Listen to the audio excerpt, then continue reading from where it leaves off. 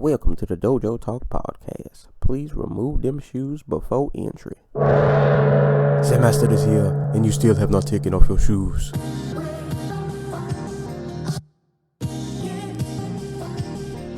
Yeah.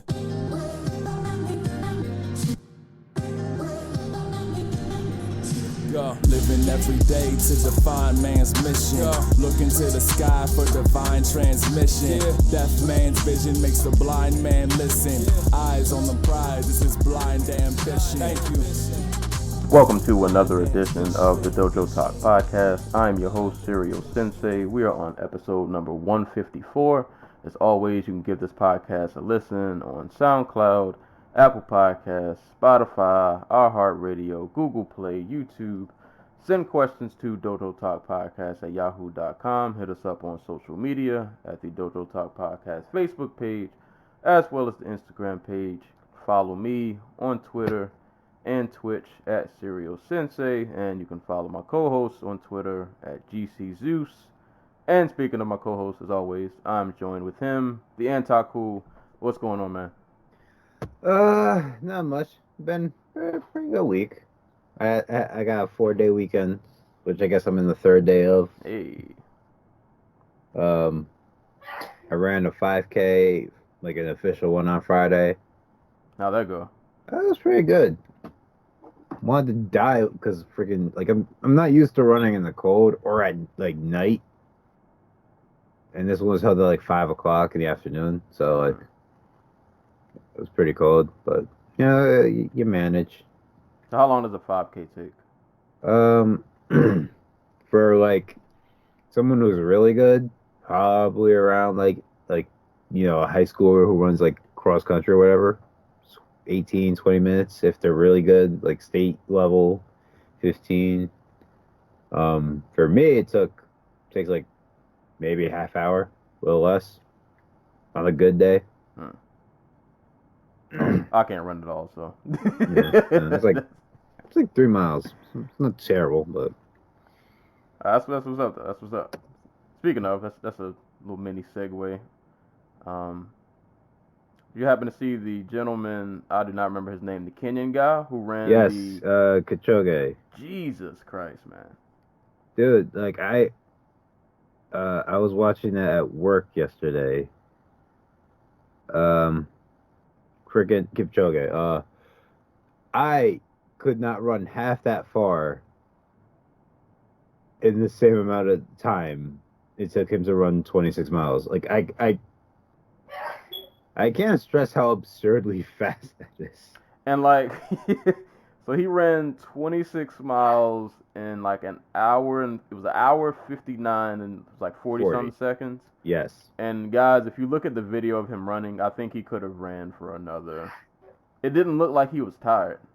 Like, no, maybe it was just the energy of like the crowd, but he looked like he still had a lot more energy in him. That was crazy. Oof, that was crazy. Yeah, like it's just an absurd level of athlete. That and like the mental. There's got to be at some point during the marathon where you're like, bruh, my shins hurt. Like Everything hurts. Right, everything hurts right now. And dude just like, I'm just like, I don't care. Yeah, he just kept going. So 26 miles, like I'm trying to think. So it took him 2 hours, like a little under 2 hours to run 26 miles, right? So 120 divided by 26. This man was running 4.5 minute miles for 2 hours. That's man. insane. Get that man on the Wheaties box. Get that man on the Wheaties box. that is crazy, man. But yeah, I saw that story. That was wild. But congrats to you for running 5Ks. I'm not a runner.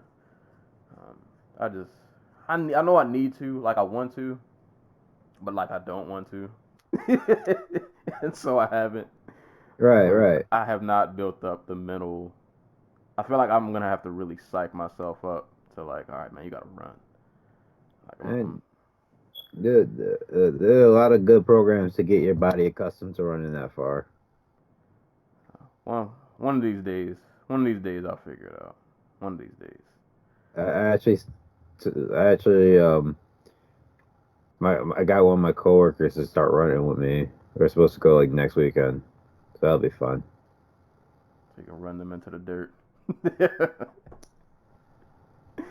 It's not about beating anybody. It's about beating yourself, bro. That is true. Unlike all these fights where these people just beat the ever living shit out of each other. Bam, segue. There we go. My haphazard segue. Before we get into that, shout outs to the listeners real quick. Thank you guys wherever you are in the world listening. I can't say watching because there's no video, but I mean, there's a YouTube video, but it's just the logo. Yeah. So if you're looking at that for like 2 hours at a time, we appreciate you. Sensei, you should just do like the old school like YouTube upload thing where like people will just like take Google Photos and put them in when they bring up the topic. I should do that. It's just 4 hours of Super Google Photos. Super generic like photos, and like when we get to fights, I'm gonna pull up fights that aren't even UFC. It's like a street fight. Like, it's just it's like an EA Sports UFC game. Oh, people would hate me so much. They would hate us so much.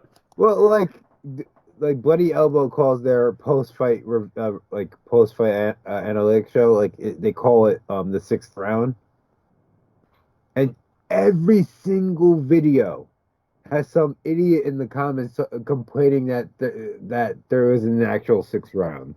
Oh boy. That's why you gotta stay away from the comment section, man. It's a dangerous place. I mean, the only comment we got on YouTube so far was somebody being very upset about Michael Chandler. All right. I do remember that guy. Shout outs to you wherever you are. Maybe you're in one of these states that we're about to list. Top cities for the week as far as listeners. Salinas, California. Number 2, Vista, California. Number 3, Denver, Colorado. Number 4, Sugar Land, Texas. And number 5, Compton, California. So shout outs to you guys. Appreciate the listens. Share Compton. There we go. Share with friends, co-workers. If you got to go to the hospital, share with the nurse. Share with your local cashiers. When you got to go get your car service, you can share with the mechanic, librarians, all those people. Share with everybody you know. It's Halloween coming up, so like you can dress up as me and Sensei. I was trying to think of a way to like, how can you leave the podcast in the candy basket? I don't know if you can. Okay, you can leave like get a get a thumb drive USB and put it in the candy basket. You can go to your local CVS, pick up some like blank CDs, start burning some episodes. I don't think one of our episodes would fit on the CD. Probably not. Yeah, because we're longer than any album I know of. Yeah, probably would. Just get a thumb drive. Put all our podcasts on a thumb drive and attach it to the bag of Skittles. You make each episode like a 3-parter. Part 2 of Part 1, Episode 1. Oh, Part 1, news. But you know. Part 2, they lose the thread and just start talking about movies for an hour. By Part 3, they have no idea what they're listening to anymore. Oh man. But shout outs to you guys, man. Appreciate the support and all. I guess real quick, I'll call this the programming alert. So I mentioned last podcast that I'm coming up on vacation from work, which starts for me technically Friday after 3:30 p.m., which I can't wait for. I really need this break. And during this 2-week hiatus, I've decided that we're just going to take a 2-week break. So the cards that we will be skipping, in which you most likely will not hear from us, will be was that UFC Singapore with Askren versus Maya, and where's the Reyes versus Friday. Oh, where is it? In Boston. Boston. There we go. So UFC Boston, Weidman versus Reyes. So I mean, if you follow us on social media, we'll definitely be posting about it. I'm still gonna watch it, but there won't be any podcasts those 2 weeks because I just kind of want to. We're both adults. We don't get breaks often. And I figure we both probably need this break. And during my vacation, I have other projects and things I want to work on. So I'll be taking those 2 weeks off. So if you follow us on social media or on our like Facebook page, the fights will be posted about if you want to join in on some conversation or just see our thoughts. But there won't be any podcast for those 2 weeks. But we will be back for Masvidal versus Diaz. We'll definitely be back for that. So just wanted to throw that little programming alert out there. So that being said, we got a lot to cover today. Boy, has it been a lot of fights. Between literally every organization. Yes.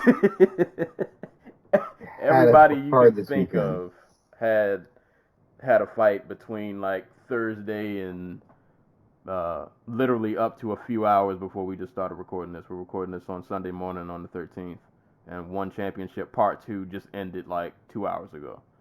But yeah, One Championship was going on, Rizin was going on, PFL, Bellator, UFC, Glory, Cage Warriors had a card. I think there were fights all over the place this week.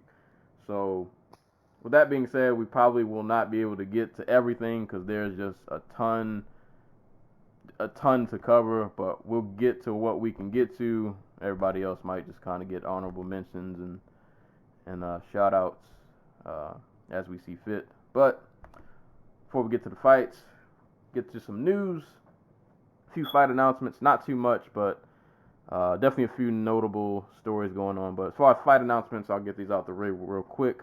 We'll have Kai Asakura versus Kyoji Horiguchi. Horiguchi. I told you, when I typed these notes, I was all over. I literally just made these notes like 2 minutes ago. Kai Asakura versus Kyoji Horiguchi. This rematch will be at the Rizin New Year's Eve event on December 31st. A fight that I don't know if any of us really asked for, but we're going to get it. Fedor Emelianenko versus Rampage Jackson will be going down on December 29th. So, you know. Yeah. Yay. I wish I had more enthusiasm for that fight, but I mean, I'm gonna watch it. I'm not lying. I'll be watching, but probably not gonna be too excited. But that's the thing that's happening. Also, that's for Rizin. As for UFC, I'm gonna give us all the credit for this fight. I think we spoke it into existence because every time we mention this division, we mention her name. And she's finally returned. Caitlin Vieira is back. She will be fighting Irene Aldana at UFC 245. So glad to see Vieira just back on the map. Definitely looking forward to that fight. And at UFC Washington, D.C., we will have a nice violent welterweight clash between Thiago Alves and Tim Means. So that is going to be pretty awesome. So there probably were more fight announcements, but I just kind of stuck with the major headliners. I'm pretty sure there were more. I don't think we missed anything else. There probably was a few, but I don't know if there were any heavy hitters. And if so, we'll be back. There was a boxing match, or a boxing announcement that we missed, but I can't think of it for the life of me. So yeah, we'll get to it eventually. we'll get to it at some point. But that's all I got for fight announcements. As for news, all right. Do we want to do the?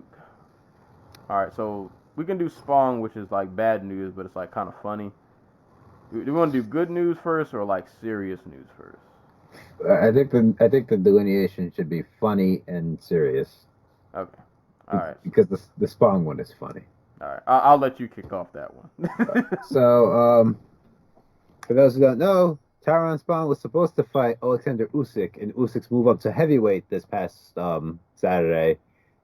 That did not happen. It turns out Spong failed like 2 drug tests. Or 2 of his samples came back, positive for not good stuff. And he got kicked from the card for Chaz Witherspoon, I think his name is. But that wasn't the only trouble he had this week. So if you remember, I guess it was only a couple months ago, Spong was facing issues because he was housing cougars, live big cat cougars a cougar, I should say, at his house, in Florida. Well, it turns out he's facing 23 criminal charges, due to this incident where his cougar escaped his house and basically roamed around his suburb, for a little bit. Um, I got the details here from the South Florida Sentinel, Sun Sentinel. The 60-pound cat showed up in Parkland in northwest Broward County last January, making residents nervous as it sunbathed on a driveway and hopped a fence into a backyard. Wildlife officers subdued it with tranquilizer and took it into a licensed wildlife facility.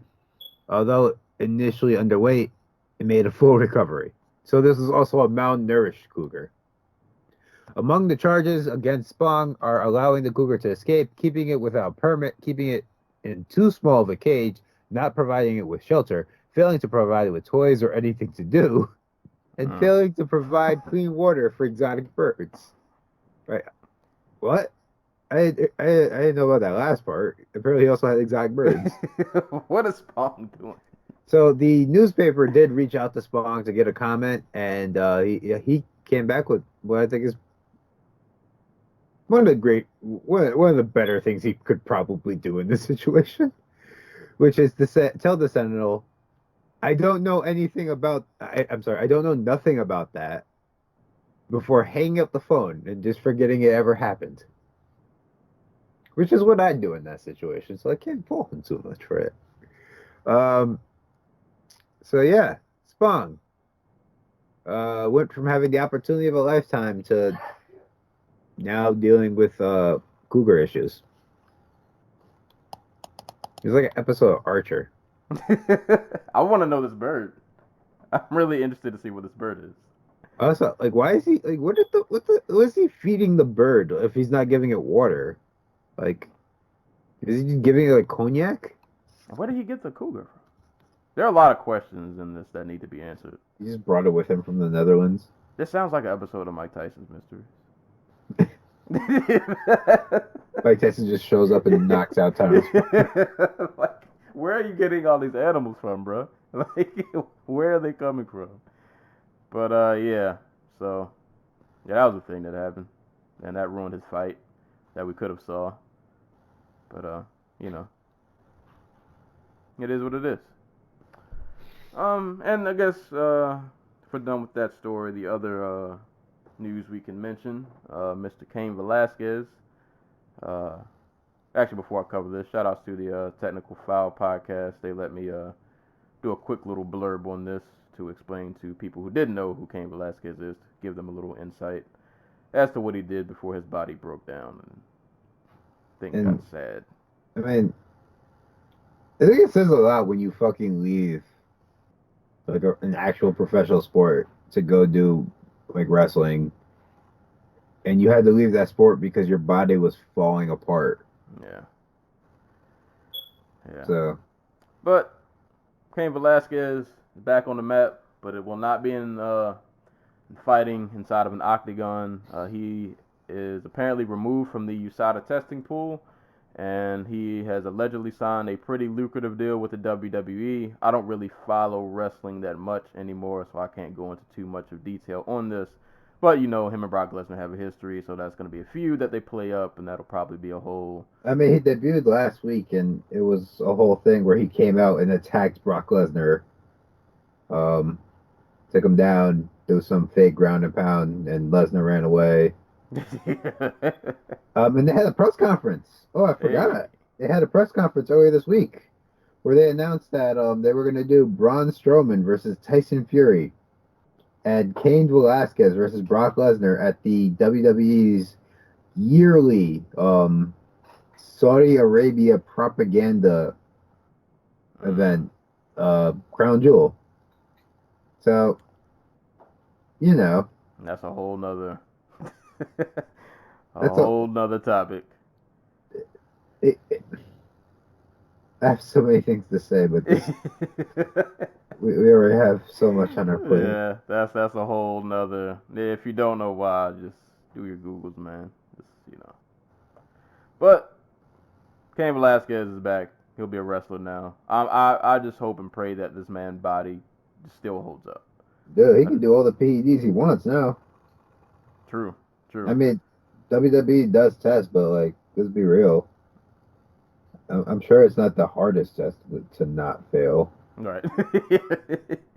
So, I just hope his body holds up, man. I feel like that dude is always just one injury away from things getting terribly bad. But shout out to Cain Velasquez. He'll be in the WWE soon. Now on to the news that you kind of hate to cover, but it happens, so we kind of have to talk about it. I guess the first one is not so bad because he is at least in stable condition, but I'm pretty sure you guys have heard about it by now. But if you haven't, boxer who we just covered his fight a week or two ago, Errol Spence Jr., was involved in a really bad car accident. He was in Dallas in his Ferrari. Don't know the speed limit he was going, but apparently it was excessive. Says he was near Riverfront Boulevard and Interstate 30. His car flipped over multiple times. He got ejected from the Ferrari. If you've seen pictures of it, that Ferrari's done. Like that's over with. Yeah, it was a really like serious situation. But luckily, if there's a silver lining, like it seems like Errol Spence is okay. From the article that I read, he mostly left that whole situation with I think like a few broken teeth and like road rash. Which if you see what the car looks like, you know, that's take that as a win. Could have been much worse. That could have been a death, to be honest. Like that could have been over. But apparently he's awake, he's alert. Just gonna have to take time to heal up from injuries and whatnot. But that was a scary headline to wake up to. Like that's one of those headlines you wake up to and your mind immediately goes to the worst parts. Like man, I hope he makes it, because like once you saw the pictures, it was like this does not look good, man. Does not look good. And I want to say, don't quote me on this, I don't think he was wearing a seatbelt. If he got ejected from the vehicle like that, he probably wasn't. Yeah. Which, yeah, man. I don't know what he was doing at Dallas at like 3 a.m. or 5 a.m. I know it's sometime really, really early in the morning, but I'm glad dude's okay. But guys, man, be safe out there, man. Don't just I don't know, man. Be safe out there. Just be safe. But I'm really glad to hear that he's okay, because this is one of those stories that could have definitely went the other way. Yeah. Yeah, I'm happy. It sounds like he's gonna make a recovery. It's just one of those things, Don't speed. Don't not wear a seatbelt. Probably don't be out driving at like 5 a.m. in the morning. Yeah. Probably not a good probably not a good idea. But prayers to him. Glad he's apparently doing okay. So keep an eye on his recovery. You want to cover this Patrick Day? Honestly, I don't know too much about it other than seeing a couple people throw up some prayers for him on Twitter. Did you see? You haven't seen the knockout? Someone linked the knockout with me not knowing that it was the knockout, and I did not want to sit through the whole thing, so I bounced. Yeah. Like a coward. Well, I mean, after knowing what happened, yeah, it puts it into perspective. And it's crazy because it was one of those, like, it was a bad knockout, but not, well, I don't know, maybe because I didn't see it in real time, so I guess I can't really say. But, yeah, so there was a boxing, I don't know what card this was on. But junior middleweight Patrick Day faced, what was the gentleman's name? It was Charles Conwell. Yes. This was on Saturday night. The fight ended in a brutal knockout. Caldwell caught him with a pretty nasty right hook. One of those knockouts where like the head bounces off the canvas, and I didn't see anything after that. I just saw the replay of the knockout. But apparently after the knockout, like he never got back up. He did not move. He was like completely unconscious. They had to take him out on a That on a was on the stretcher. Usyk card. Okay, yeah. Oh, sorry. So that was the undercard. Yeah. Yeah. So on the undercard of the Usyk fight. But yeah, he caught a really nasty right hook, got floored, did not wake up, had to get taken out on the stretcher. I think they said he suffered a seizure while he was in the ambulance, and it's not looking good, man. It's not looking good. He was, I think they had to do like emergency brain surgery, and he is currently in a medically induced coma. That's the last thing I've seen. I guess they, at least from this article I'm reading, doctors will put patients into a coma to allow the swelling of the brain to go down. So I don't really know how all that really works, but he's in a coma, and if you see the knockout, you see his head bounce off the can. Like it's not. It was a scary moment. It was honestly like when I woke up this morning, that was like the first thing I checked up on Twitter was to see like if they had any other news. But yeah, just the latest news is that he's basically just in this medically induced coma, and that's I guess pretty much like the latest we can give you. I ain't gonna lie, like between that and a fight that we might not cover in total, but the Mike Davis Thomas Guilford fight. Yeah. Yeah, between that and this weekend was kind of wild because you saw all the highs of combat sports. It was a really good weekend of fights, man. There were a lot of really good fights this weekend. But then like those two moments just kind of like, kind of like when the Dadachev situation happened. Like it kind of just, I don't know. The air feels different. Yeah.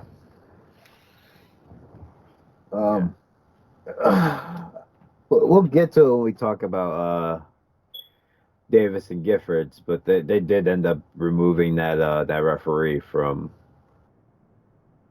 doing any other fights that night. Funnily enough, they removed him from doing the Price Vig fight, much to the I guess chagrin of many people. Oh, so that's why Herb Dean was okay. Yeah. Okay. Yeah, no, there were a lot of people very upset that they did not allow the man who basically took like 10 years off of freaking poor Gifford's life to be the referee for the Vic fight. And you can guess why. Yeah. But God, yeah, those two fights really just they show the other side of what combat sports can be. Like it's entertainment and it's fun, but at the core of it, man, it's still a very violent and vicious sport, and like terrible things can just like happen. Yeah, it doesn't need to be like a 3-round beating. Like you could just take a punch wrong. Right. And like then all of a he got sudden knocked out in the 7th. Oh, okay, yeah. Oh, so his was later. Well, like just in general though, like you take a punch wrong and all of a sudden you can never you lose your ability to speak and you Right. Or like you just paralyzed from now on. Like shit's crazy. Yeah. Like it's scary. Dude, what's the dude's name? The Russian fighter who killed a man. Because he got into like a fight outside a bar and like hit him, and like the dude like hit him once, and the dude dropped and his head hit the pavement, and like I guess his brain swelled up and he died. Oh. Like yeah, it's like that can happen in a cage, like really easily. Yeah. Whew. Yeah. It's just rough, man. It's really rough. But Yeah. prayers to Patrick Day, man. That was really just not the kind of news you really want to wake up to. But praying, I'm really, really hoping he pulls through because that is just not a good, really scary situation. Really, really scary situation. So prayers to Patrick Day and his family. You know, we'll if you follow us on social media, we'll keep you updated as to how that turns out. But yeah, hope he pulls through, man. That is, oof, scary, man. It just makes the air feel different when you watch these fights now. Like, you never know, like, how many people could be like one shot away from something like that happening, and it's like there's not nothing you can do about it. Like, there's nothing. Yeah, it's just it comes with the risk. Yeah. Yeah. But yeah, just prayers to Patrick Day, man. All right. Well, that was the news for the week. So there were a lot of fights. A lot of fights. More than possibly ever before. Yeah, and definitely some we can't cover all of these. So some cards might just kind of get breezed through. And others we'll cover. But we'll cover what we can cover. Hopefully we can give everybody their just due. But I guess quick shout outs to Glory. Won't get to cover it, but they had a card. What was that main event? Gregorian and God, what's the other guy? Crap, I know this Glory.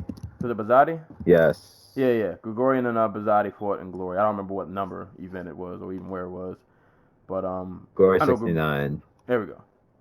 And Gregorian did, from what I saw, won a pretty, I guess, one-sided. I don't know if he finished him or if it was a decision, but it seemed like Gregorian handled business. He retained his title.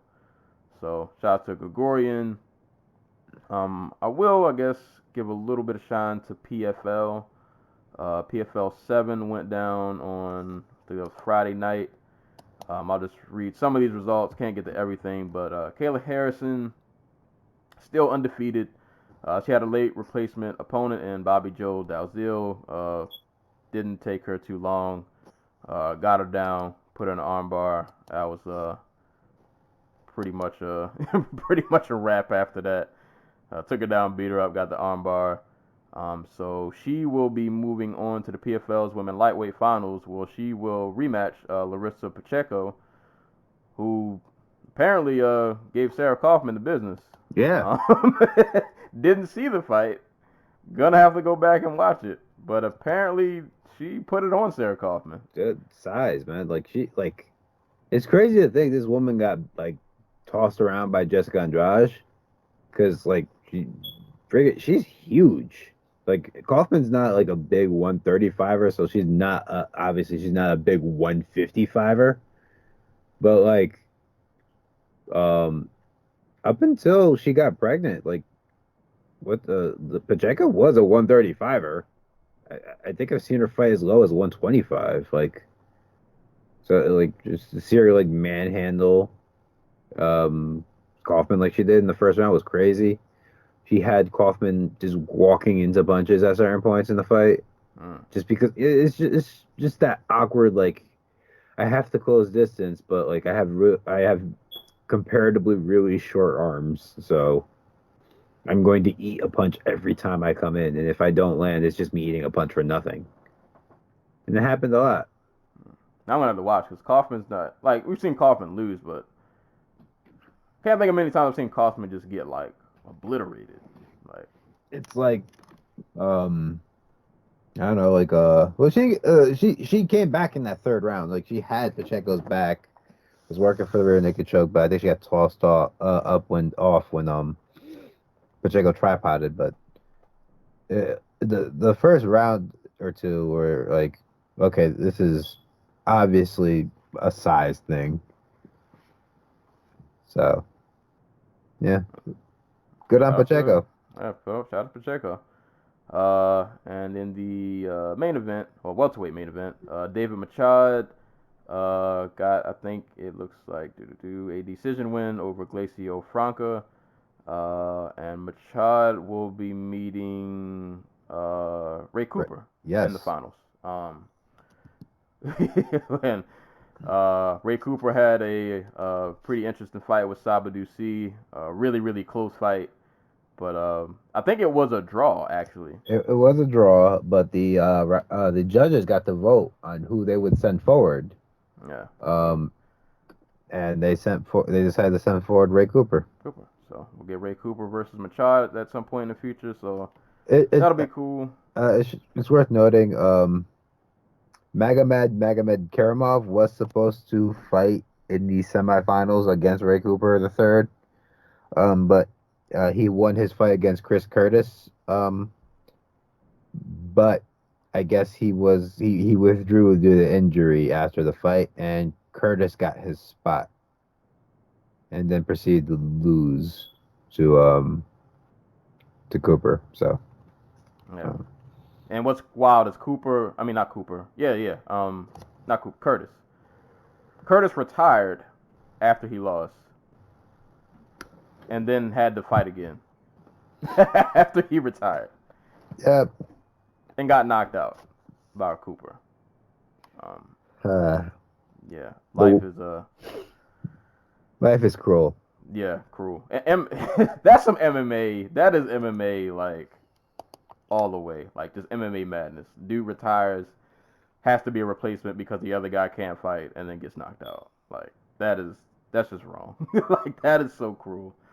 I mean, there was no way he wasn't going to take the fight, because if he won, he was in a fight for $1 million. So right, yeah. So yeah, you had to do it. You had to do it. But shout outs to Chris Curtis. But God, Ray Cooper out here. And the last fight, man, shout outs to the homie who did make it to the UFC because takedowns are frowned upon. But Brendan Lugnane got a unanimous decision over Matt Wagey.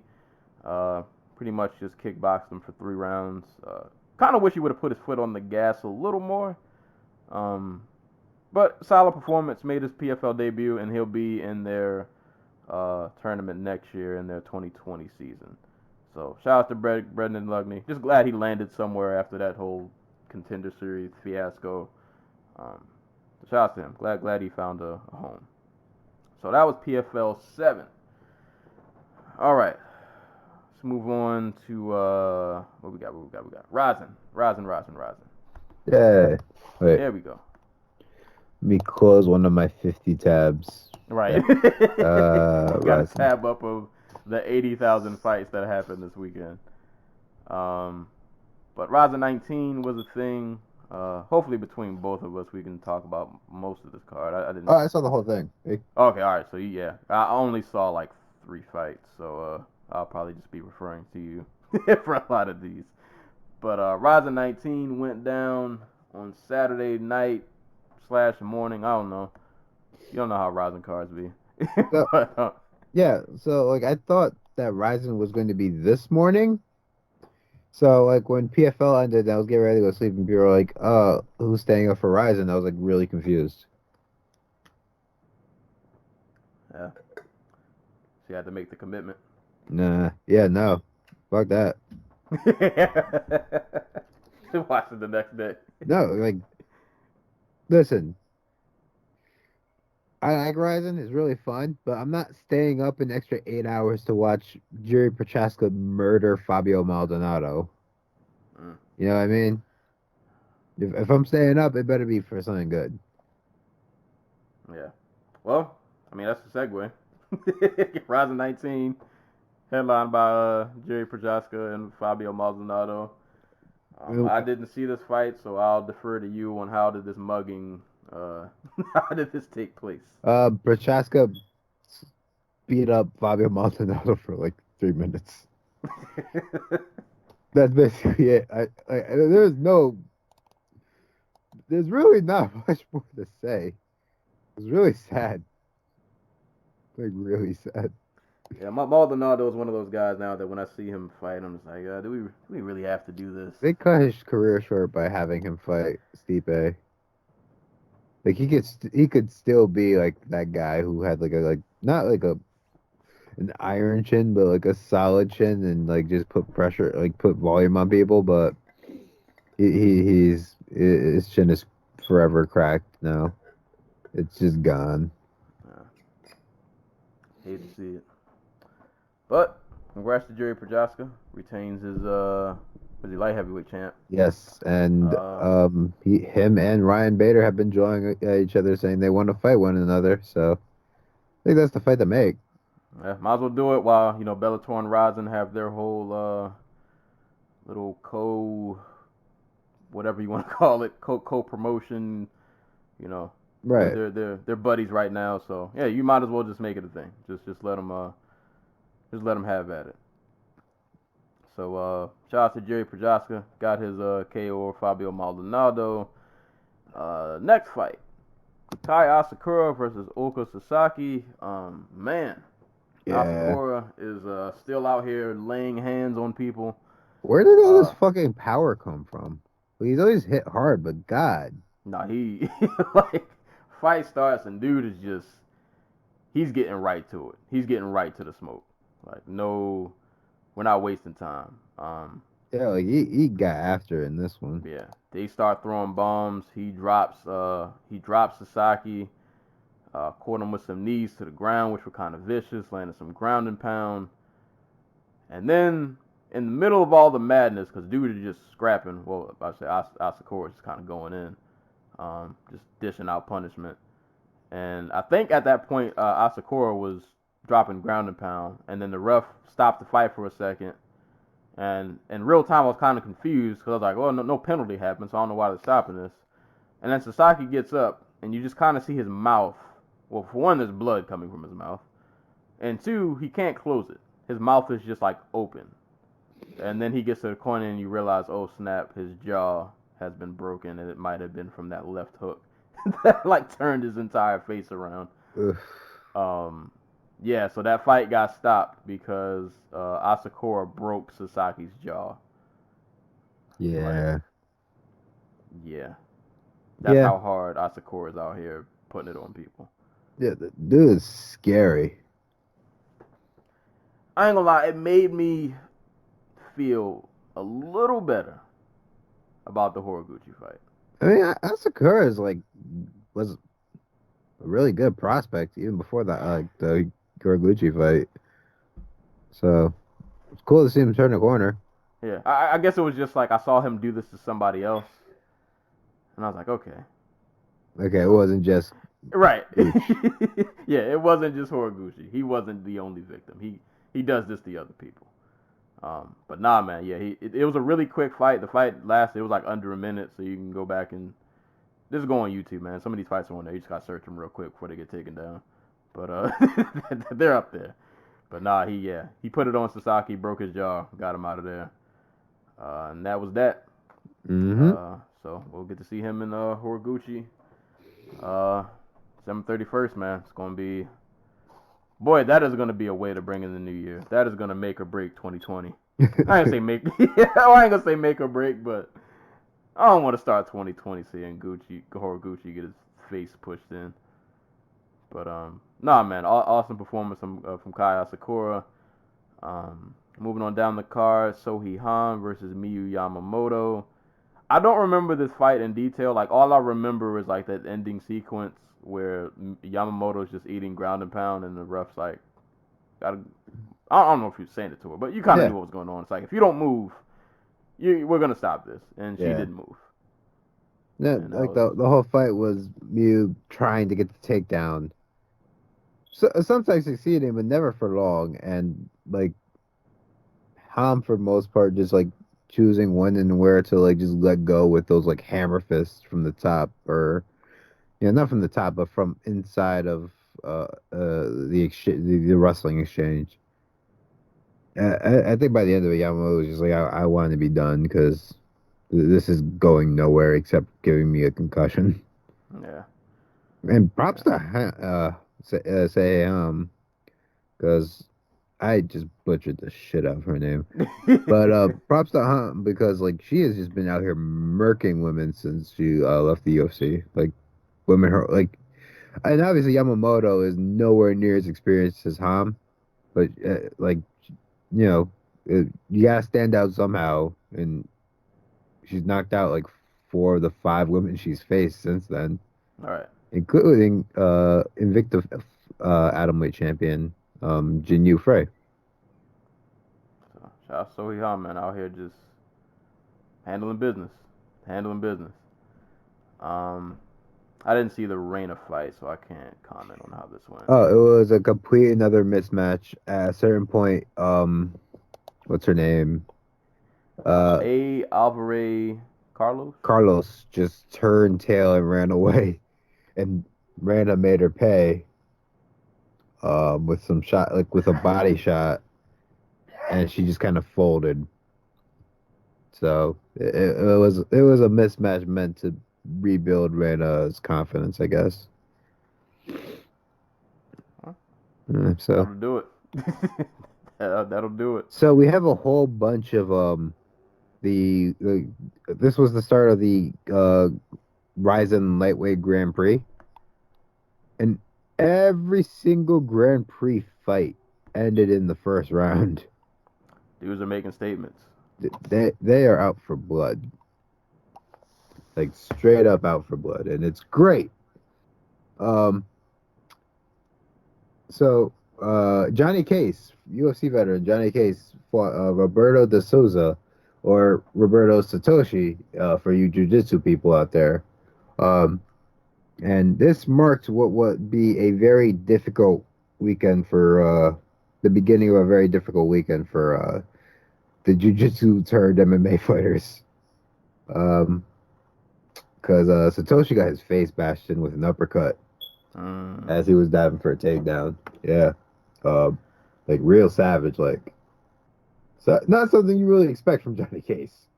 Yeah, see, I wanted to see this one, but I didn't find a link until like after we were about to start recording. So I gotta go back and watch this one. Yeah, no, like he shoots it for a takedown. Case hits him with an uppercut and then proceeds to kick him, soccer kick, just because I think Satoshi's already grabbing his left eye, so I think the uppercut went straight into his eye right before it connected with his, it went down the side of his face. Like it went to the eye, then went to the jaw. So he grabs his eye, and then Case just steps around his guard and freaking kicks him in the head. Jesus Christ. Yeah. So, yeah, big win for Johnny Case. Hey. Out here. Working people. Yeah, when you can do a soccer... Anytime you can do a soccer kick, you're probably winning. Jesus Christ. I gotta go back and watch that. But yeah, Johnny Case knocked out Roberto de Souza the first round. Speaking of knockouts, continuing the Grand Prix, Patricky Pitbull coming over from Bellator, fighting Tatsuya Kawajiri. I like both of these guys, and I didn't really want to see Kawajiri catch this kind of punishment, but I kind of knew what was gonna happen. Yeah, I feel like we all did. I just didn't want to see it. Yeah, I could have gone without that part. Yeah, I could. Yeah, we could have. But Patricky put the man on the highlight reel, basically. Fight didn't really last that long. He landed some good leg kicks. Patricky, I'm speaking of, landed some good leg kicks, some good body kicks. And then he landed a flying knee that caught Kawajiri kind of like on the side of the ear, head, kind of sort of. Dropped him, landed some ground and pound. Kawajiri was literally just holding on, eating punches, and then that was it. Yeah. Not a lot to describe. It was not a good night for Kawajiri. That was age right there, man. Yeah. That was one of those KOs. Like I can't really celebrate this. Like this doesn't feel good. But I'm happy for Patricky. Glad to see him over. You know what kind of crossed my mind watching this fight with Patricky and Pitbull, because this is Patricky's first time fighting in Japan, I think. Yes.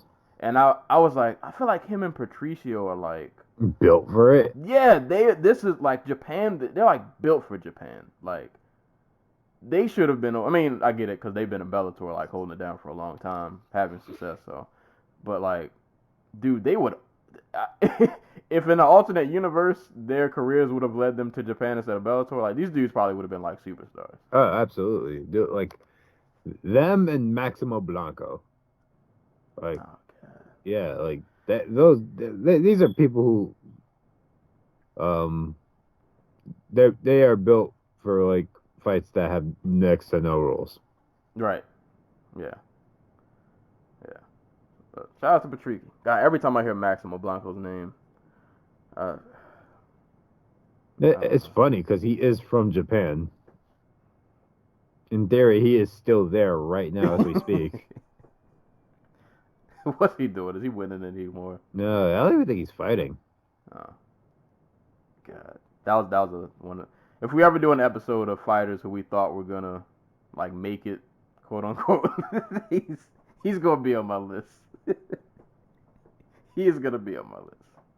God, but congrats to Patricky Pitbull. He put Kawajiri on a highlight reel. I didn't want to see it, but it's MMA, man. Just bodies have to be sacrificed, unfortunately. But moving on, had Luis Gustavo versus Hiroto Yuseko. I don't remember this fight in a ton of detail other than like I remember Gustavo hitting Hiroto with a really hard. I can't remember if it was a right, but his eye was Hiroto's eye. Oh God, no. It was bad. So I'm sorry to interrupt, but we have some breaking news. Oh no. Police investigate alleged sexual assault on young woman by famous Irish sports star. And again, no name is mentioned, but according to the Irish Mirror, the individual concerned is understood to be the same well-known sports star that is under investigation over an alleged rape of a married woman at a Dublin hotel in December 2018. Well, that narrows it down a bit. Yeah.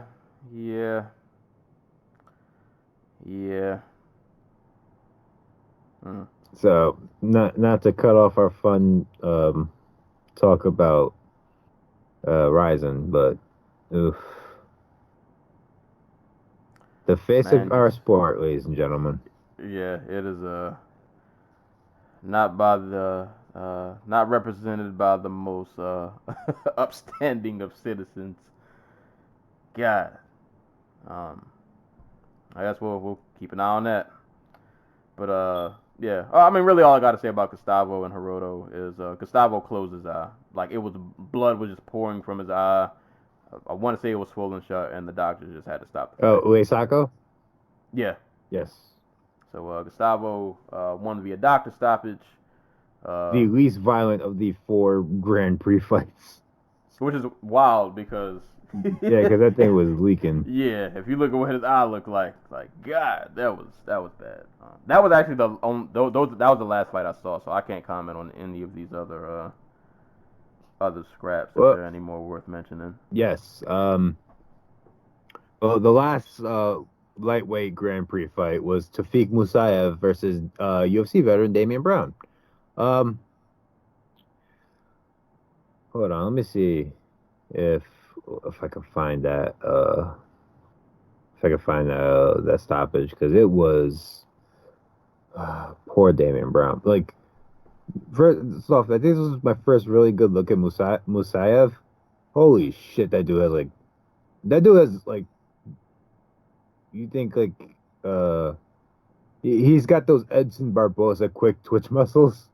Ooh. Yeah, like just can throw like.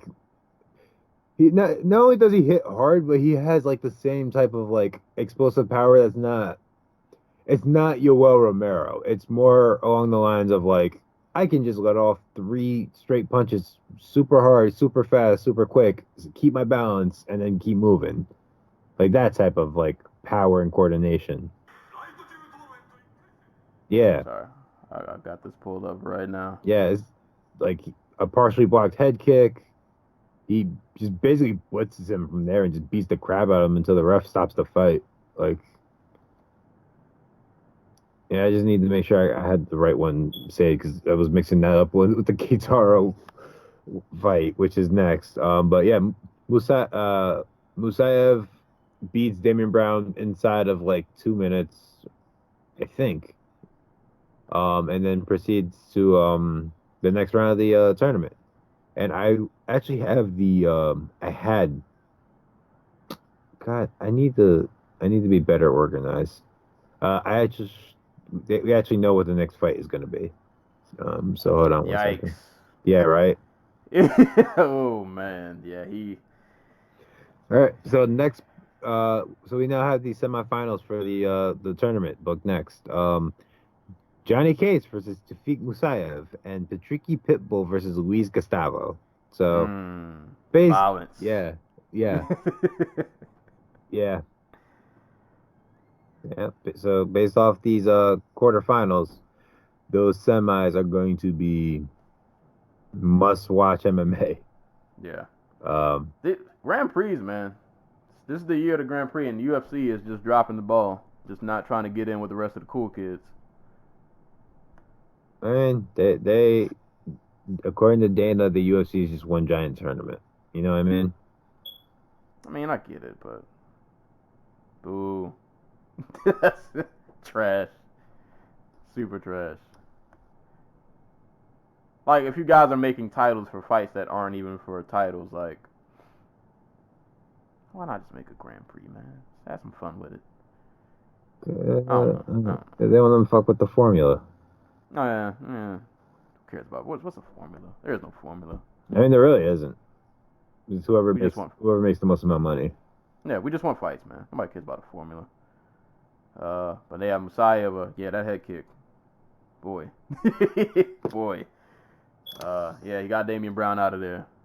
So I guess I'll probably speed through the rest of these because we still got 3 more cards to get through. But Kita Nakamura defeated Marco Shoshio de Souza via TKO. Oh, that was also in the first round. So he died. He didn't make it. Taiga Kwabe lost to Taiju Shiratori in a kickboxing bout. Well, there were a couple of kickboxing. Takuma Konishi defeated Hiroya Kawabe also in a kickboxing bout. Oh, KO'd him with a knee. Gonna have to go back and watch that. Shoma Shabasai defeated Chang-Hee Kim via Kimura in round 1. And Saiki Uama defeated Taisei Yume via unanimous decision. It seems like if your fight went to unanimous decision, you got lucky. Because a lot of people in this card just didn't make it. Yeah. Shouts to Gaetaro, who knocked out Marco Shoshio de Souza and then brought his wife, God, I'm shit with names, man. Shizuyama? No, Suzuka Tsukiyama, who is a MMA fighter herself, and his son into the ring, and then proceeded to do the Keitaro K, and what was the most adorable thing ever. So, yeah. So, a little bit of joy brought amongst all this violence. There you go. Cheers to the family moment. Right. There you go. That was the Disney portion of the program. But did you watch the Taiju versus Tiger fight by any chance? I had it on in the background, but I didn't. I wasn't like watching. It was basically like watching. And props to Tiger because he knocked the dude down, but like Taiju had like a good 2 weight classes on him. Like a good 2 weight classes on them, and it showed. Life ain't fair. But that was Rizin 19. I ain't gonna lie to y'all, man. Just type in these names on YouTube. You can probably find some of these fights. They're out there. Unless you ordered the pay-per-view, you can rewatch it. But if you didn't, there are always alternative methods to watching these. But it, for the most part, it seemed like a good time. It was a solid card and what was, like I said, just overall a really good weekend of fights. So if you watch this was just another card amongst the madness where you got to see just more violence. Like I said, just everybody in the first round just not making it in this Grand Prix. So shout out to everybody on Rizin 19. It's a pretty good time. Moving on. One championship. They want to be different. They're doing 2 cards for whatever reason. So we had 1 Century Part 1 and 2. All right. Just well, we'll do these in chronological order. I can't remember. Did you get to see a lot of this? I saw part 1. I've been watching the Angela Lee fight as we've been talking because I didn't get a chance to watch it live. And I saw Christian Lee versus Dagi, and Jeanette Todd knocked the shit out of Vanderayeva. Yeah, we'll get to that. We'll get to that. All right, so we pretty much saw the same thing. Minus saw the DJ fight, but it's not a ton to break down in that fight. 1 Century, part 1, went down October 12th, 8 p.m. It was dope because if you have TNT, this was like actually on like television at a somewhat reasonable time, kind of sort of. It wasn't 3 a.m. so It was 11 here. It was just fine. Like, I'll take it. Actually, because all of the cards were so good, I was pretty hyped. Like went straight from UFC Tampa to, I was like, oh, there's more violence to watch. There's more fights, and like the fights were good. So I had a good time. But headline in 1 Century Part 1, we had a atomweight title defense. Angela Lee rematching Jingnan Zhang. They fought. Wasn't that earlier this year? yeah. Or was it? Yeah, earlier this year. Crazy enough. They fought for the strawweight title, and probably was what was one of the best fights this year. Had a really crazy fight. So now meeting again for the rematch for another belt. This time coming down to Angela Lee's. Well, I ain't gonna get into that. Coming down to Angela Lee's weight class. So she can defend her title. No, it was another. They put on another really good. I want to say the first fight I think overall might have been better, but the ending to this one was a bit more dramatic, and controversial, I guess you could say, and we'll get into that. Yeah. But yeah, apparently rules exist, No, or they they don't, or they don't. But another great fight between these two. I thought I thought Jing Yang was gonna win again, and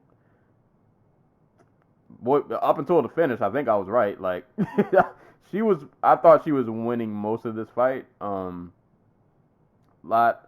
think a bit slicker with the hands. I just think she's really strong, man. Like I just think she hits a lot harder. She was landing pretty good on Lee, able to just kind of get in and out with her footwork. I think her boxing's a bit more crisp than Lee. She was able to tag her a good number of times, I think, in like those first 2 rounds, landing good combinations, able to get in and out, using good footwork, slipping punches.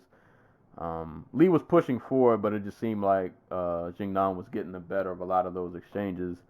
And then the fight sort of took a mini turn, a momentum swing in the 3rd round, where Lee was actually able to get her down early and pretty much kept her there, I want to say, for most of that 3rd round. Put Zhang in a couple of bad spots.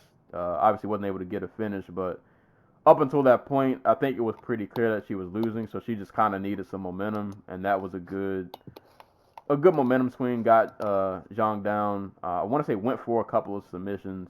And sorry if I don't remember a lot of these fights in extreme detail, but we watched like 80,000 fights this weekend. It's hard to like remember every single detail of every fight, but I know she went for a lot of submissions in that 3rd round. Couldn't get any of them in, but it was a good momentum swing. And then the 4th round for me is kind of a blur. But I remember in the beginning of the 5th round, I was like, all right, Angela, if you're going to win this, you need a Hail Mary, because you're probably about to drop a decision. And Jingnan was kind of going in, getting the hands working again. And then the moment of controversy, which I didn't realize was a moment of controversy until people brought it up, because I forgot this rule was a thing. But Angela Lee was clearly losing the 5th round. I feel pretty comfortable saying that. Yeah. She was on her way to losing a decision. Yep. She was getting beat up. It was looking pretty bad. Jingnan, I think, had like her head pushed down, landing some shots to like the side of the head. Wasn't looking too good. And Lee, in what was it was a great moment if you take out rules, but rules are a thing. She's getting beat up. It looks like this fight's she's about to drop a decision. And she completely reverses the momentum swing. Grabs a hold of Jingnan, suplexes her on her head, is able to take her back, and completely changes the tide of the fight, and ends up getting a rear naked choke due to that position change. Only problem is, in one championship, suplexes are illegal. Yeah. You can ask Angela Lee's brother. Yeah. Yeah. You can't do those. And not only did she do it, but it was if she didn't do that suplex, she wouldn't have won that fight. That suplex led to her getting a dominant position, which in turn letting her getting a rear naked choke. And to mention, there was only like 15 seconds left in the fight. Something like that. Yeah. That fight was really close to being over. Yeah. So that illegal move that she did won her the fight. And that was a whole back and forth on Twitter. People being really angry that she legit did just kind of get away with the suplex. And even the announcer clearly said, like, yo, Angela Lee with the suplex. Like, everybody was, like, really hyped. Kind of caught in the moment of what was going on, just kind of forgetting, like, oh, yeah, that was illegal, what she just did. I don't know why, but, like, the thought of making, like, the suplex illegal because it's, like, this super dangerous move, which it can be, but everything in MMA is dangerous. It conjured an image of, like, somebody walking to their car at, like a Walmart parking lot, and someone just hops out behind them and just, like, hits them with a suplex and robs them. Instead of RKO out of nowhere, just suplex out of nowhere. Like, instead of just, like, hitting them over the head with something, or, like, punching them from, like, behind, like, or I guess, like, Ngannou JDS style, just fucking hitting them with a suplex. I mean, you definitely would not expect it. Exactly. That is smoke you wouldn't be ready for. Maybe they're onto something. But I don't know. You're watching the fight live. What are your thoughts? Jinan Shang was going to win this fight if it wasn't for that suplex or the takedown, I should say, which was a really smooth takedown. Like, Lee, like, going, like, fighting for a single, using that to basically spin around to her back, or slip to her back, and then hit her with the suplex. But, like, I'm curious if, like, Shang even knows that's a rule. You know what I mean? Where it's like, oh, I can say I wasn't expecting it because it's against the rules. Yeah, because she didn't complain or make a fuss about it, really. I mean, if that was me, I would have been like, murder! And that lets you know how dumb of a rule it is. It's a stupid-ass rule. Yeah, because nobody made a... Well, and when I mean nobody, I don't mean fans, but, like, no fighter, no coach, no announcer, nobody said anything. Like, we all forgot, like, oh, we have this stupid rule. And then afterward, everybody realized, like, oh, yeah, she can't do that. Well, someone did notice in the crowd last night, apparently. Hold up. Someone who I think was there live tweeted out during the fight, or screamed out during the fight, "You don't even follow your own fucking rules." Which is not inaccurate. Not inaccurate. Picturing somebody saying that at one event where they try to preach, like, integrity and all that is, like, hilarious. But yeah, no, they weren't wrong. They weren't wrong. It was a big weekend for the Lee siblings. Because like, Angela has been having a bad year. She, like we mentioned before, she lost her first shot at the strawweight title to Shang, and then proceeded to lose a follow-up fight, but she arguably won to Michelle Nicolini. But now she's the strawweight champ. There you go. I also have a statement on the controversial move from Angela Lee. We pay very close attention to the rules of one championship. And when I went for my takedown, I lifted her up and I threw her I threw her front side. So she would land on her face, not on her back, not on the back of her head. So I'm pretty sure that everything's on camera. And I'm looking to the end of the fight in the clean way, and I'm not going to be a dirty fighter and try to take advantage of any situation. One, she does not land on her front. Mm. So that's on like her shoulder. But yeah, no, this is. Yeah, and then I'd like to know. I would like somebody to get Chatry on the mic and defend this. he'll find a way to wiggle his way out of it. It was hard for me. I know rules are rules. Apparently, Chatry deleted the Facebook post that he used to announce that suplexes were illegal. So I think we know where he comes down on this. Chatry's a wild man. Shout outs to honor and integrity. Also, at one championship, all variations of suplexes are illegal, and any attempt or intent results in automatic disqualification. Yeah. Yeah, that one, and it really sucks because it took away what was really like a great moment. And I guess for me, because I think this rule is so dumb that it's like, I'm not gonna say I don't care, but like I kind of, because literally if this fight took place in any other organization, it would not have impacted. Like that rule's not a thing, so we wouldn't even be talking about this. Like, this goes back to the fact that like one is so bizarre, and it's really just real. Like the rules are arbitrary. They can overturn decisions they don't like in fights. Like it's so ugh. Yeah, it sucks because it took away from a really good moment, and now nobody's gonna talk about a great fight. We're gonna be talking about this suplex. That like this shouldn't even be a rule. Like we should be celebrating what was a really great comeback, and instead we gotta talk about this rule that just shouldn't even be a thing. But that's one championship for you. Word to honor, integrity, and warrior spirit, and deleted tweets, apparently. But as of now, it stands. Angela Lee's still the champ. Nothing's been reversed, and if I'm being honest, I don't think anything will.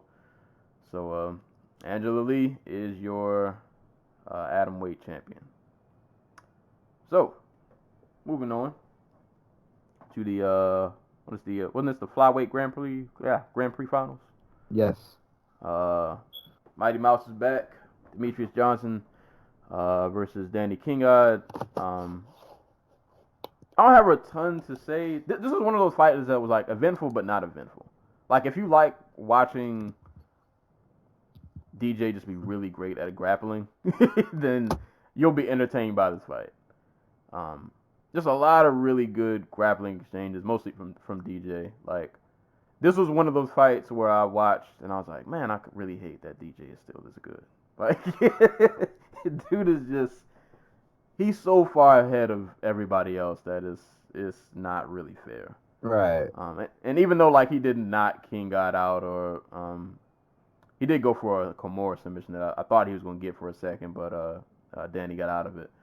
But you just see how quick he can be in and out with takedowns and chaining takedowns and like advancing position. Just his grappling is really wild to watch, man. His wrestling, his grappling, his wrestling is really wild to watch. He is still just so far ahead of everybody else. And even to put it in more perspective, because the way One Championship does their weight classes, where their flyweights are actually like 135ers because they do everything like 10 pounds up. Right. Yeah, so pretty much every fight DJ goes into, he's gonna have a size disadvantage because he's just so little, and it still doesn't matter because he's so technique wise. The dude is like he's like perfect. Like you look at his technique and it's like flawless. So his technique just outweighs anybody's size or like physicality because he's just so good. So yeah, he won a unanimous decision over Danny Kingod. everybody made jokes on Twitter that the belt was bigger than him, which they ain't lying. That belt is huge. that Grand Prix belt is stupid big for no reason. I don't think he can put that on his waist. He probably can't. That belt dwarfs him. Yeah. But props to DJ, man. Just he put on just a really technical, just kind of like grappling clinic. But it was fun to watch. If that's your kind of thing, that's like grappling. That's like not laying prey, but like for me, like pretty entertaining to watch. So even though I be hating on DJ, I gotta give props where it's due. He still one of the very best fighters on the planet. Yep, no doubt, no questions about it. So shout out to DJ, won championship, flyweight Grand Prix champion over Danny King God via unanimous decision. This next fight, I'm really mad because I went to go. I wanted to take a shower during this card, and I was like, I gotta pick a fight that I'm probably gonna miss some of. And I was like, you know what? I want to see this Christian Lee fight. After Christian Lee fight's over, let's go take this shower real quick. I go to take my shower, and I missed this fight, and all I saw was a highlight. But did you see the fight in whole? The Todd fight? Yeah. I missed most of it, but I caught the end of it. All right, so we all basically both saw what needed to be seen. I saw the body. Yeah. So, yeah, like I said, I was taking a shower, so I missed the entire first round and pretty much most of the second. Actually, no, I missed the entire fight. I didn't see this until I saw a GIF of the finish, which, if you follow us, Dojo Talk Podcast on Facebook, I think I posted this in the group. I might have posted it in another group. Pretty sure I posted it in there. If not, I might have just posted it on my personal page. But either way, I've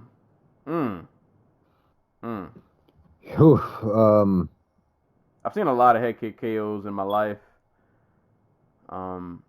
Like I'm trying to describe this.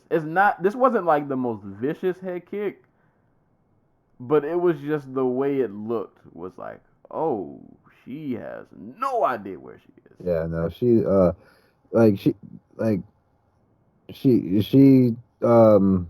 I'm sorry, Vandreyeva, who I believe is the woman who fought and beat Joanna Jedrzejczyk for like an amateur Muay Thai title back in Joanna's like kickboxing Muay Thai days.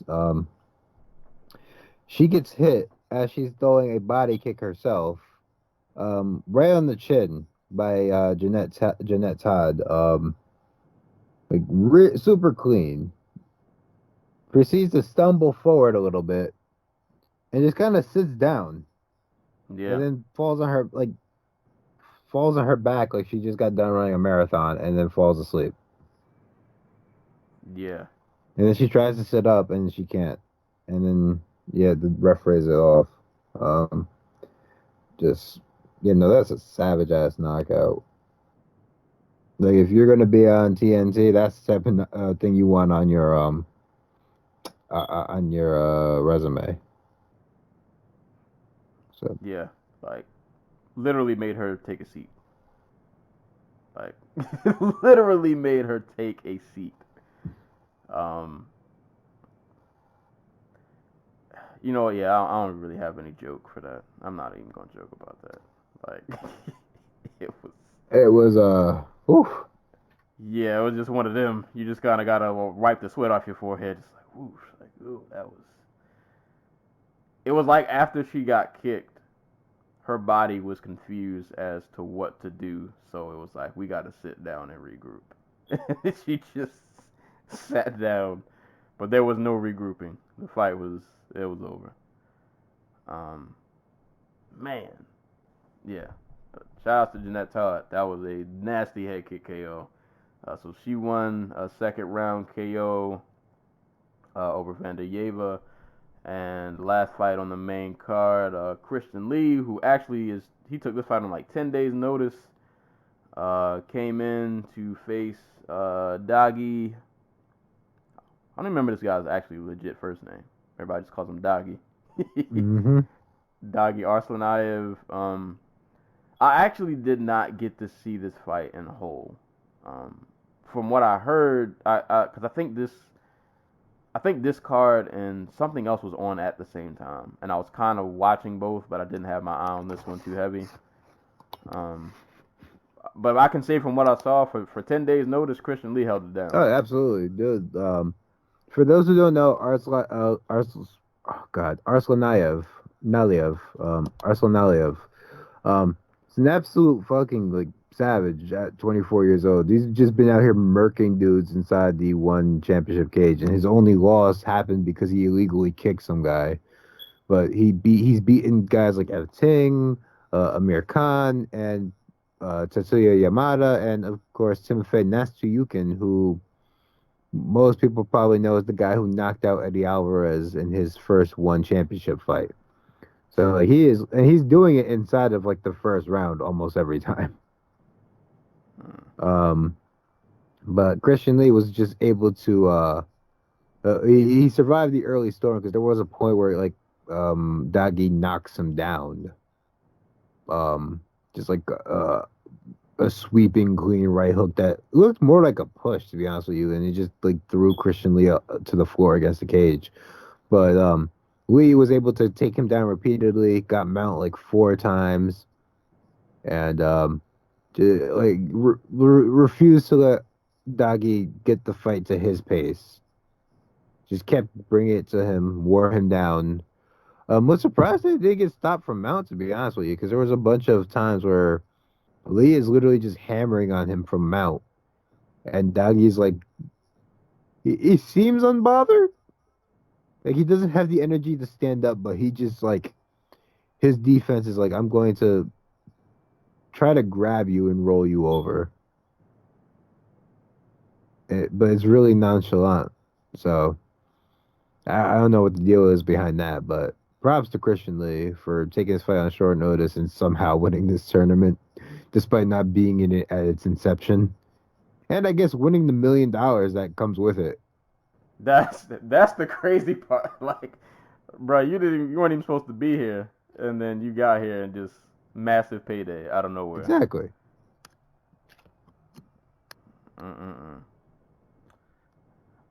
But that's a crazy come up. Like the other day, you just sitting on the couch, just chilling.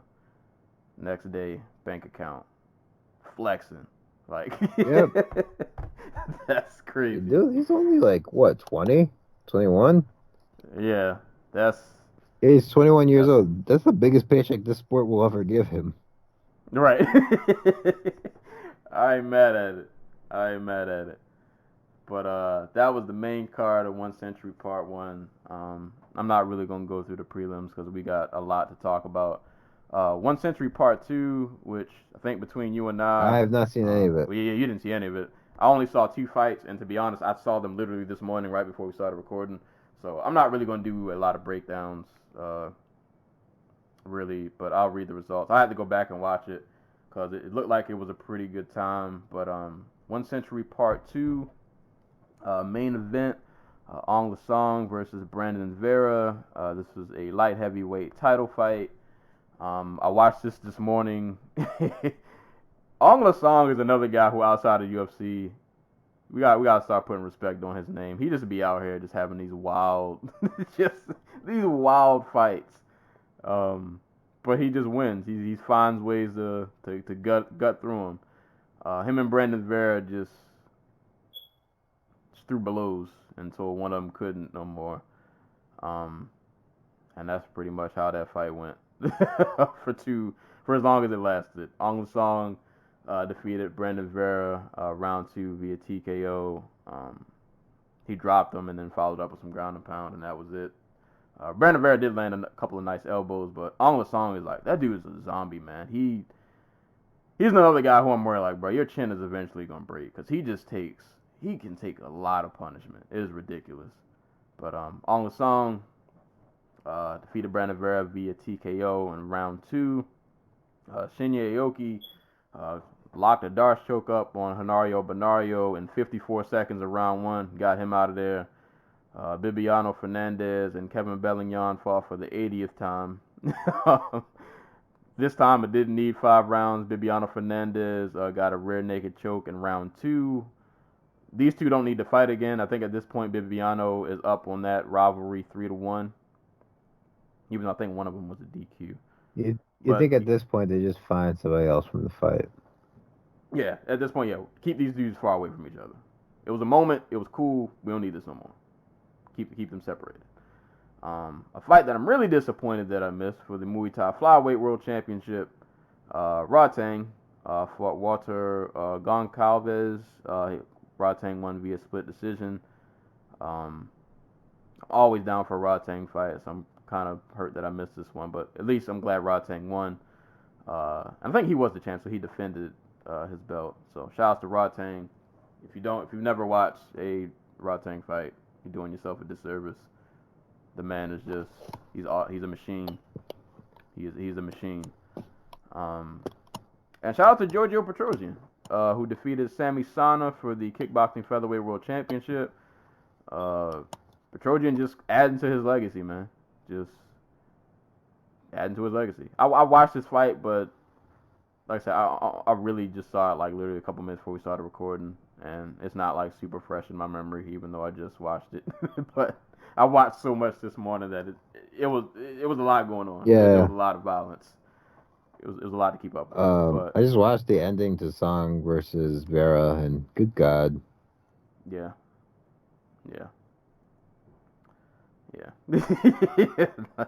Not a lot else to say.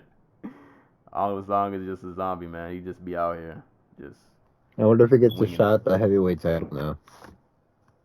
Hey, man, might as well. 3-division champ. Let's go. Champ. He could legit do it. He could. He could legit. He already knocked out the heavyweight champ. But yeah, shout out to Petrosian, man. Just adding to his legacy, man. Dude's a all-time great, and he just keeps adding to that. Got another notch on his belt. So, and shout out to Mei Yamaguchi. She won on the prelims. She defeated Jenny Hong via unanimous decision. Had to give her a quick shout out. And I'm backtracking.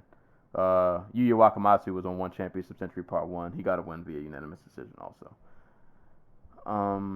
So yeah, that was One Century Part 1 and 2. I don't know how you can rewatch them. Watch them how you watch them. Whatever you gotta do. But I can say at least from what I've seen, the main cards for both cards were a good time. So go back and give them a watch. Like I said, just 2 other cards that were just jam-packed into a weekend of just a lot of good fights. Which finally brings us to the main event, I guess you can say, of the evening. UFC Tampa. Joanna Jedrzejczyk versus Michelle Waterson. So,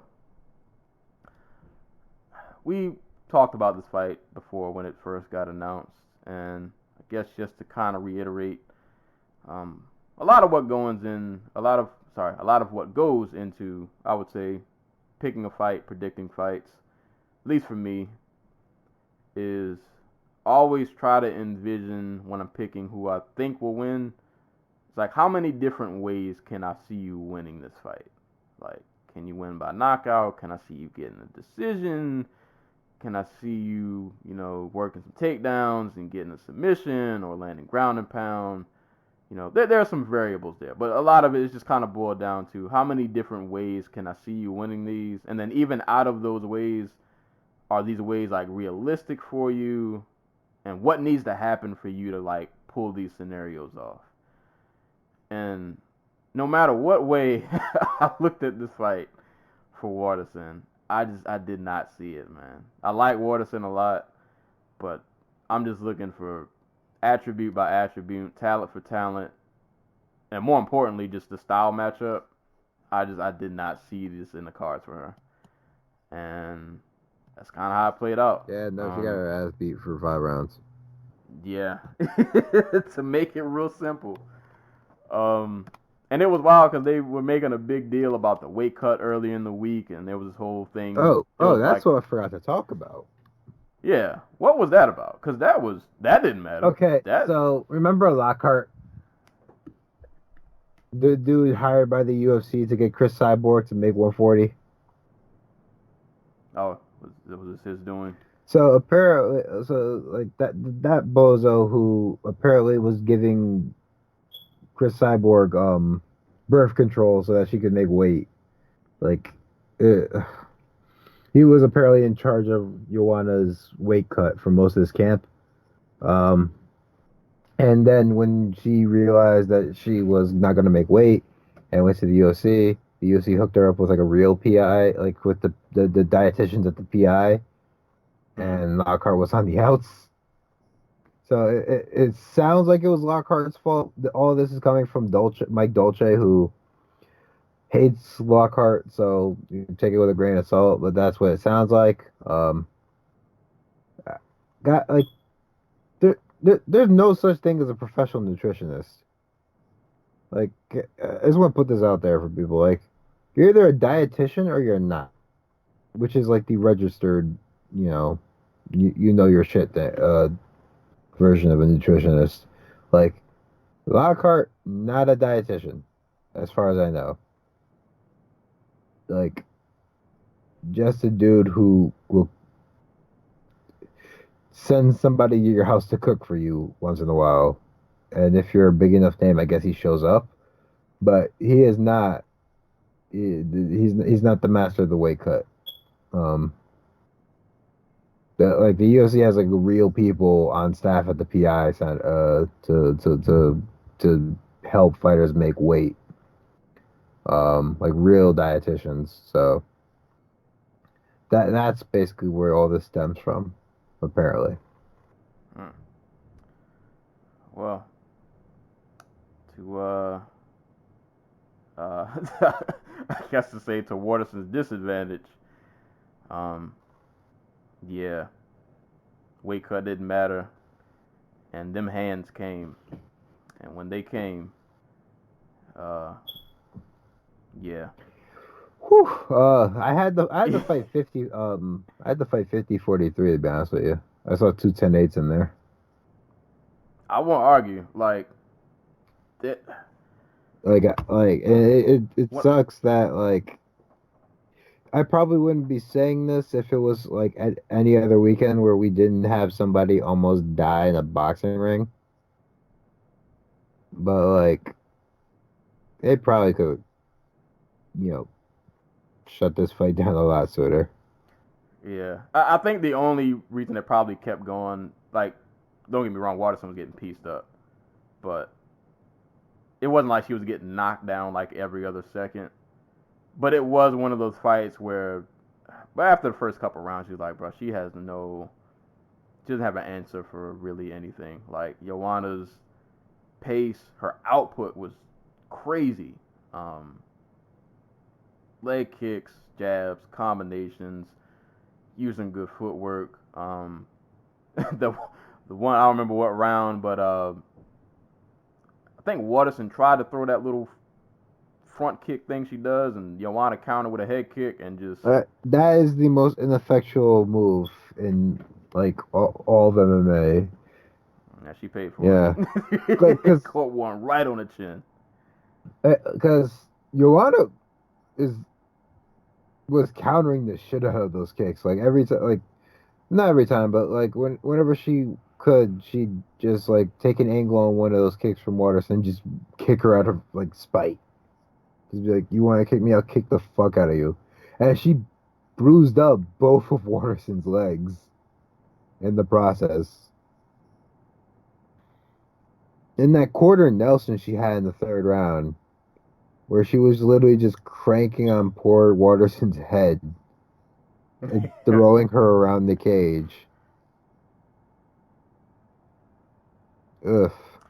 Yeah, and this was another one of those fights too where you also realize like boy, Waterson really needs the atomweight division.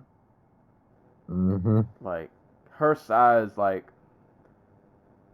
and it's not to make an excuse for her, because to me it's amazing that she's made it this far, considering just the size disadvantage she pretty much always has.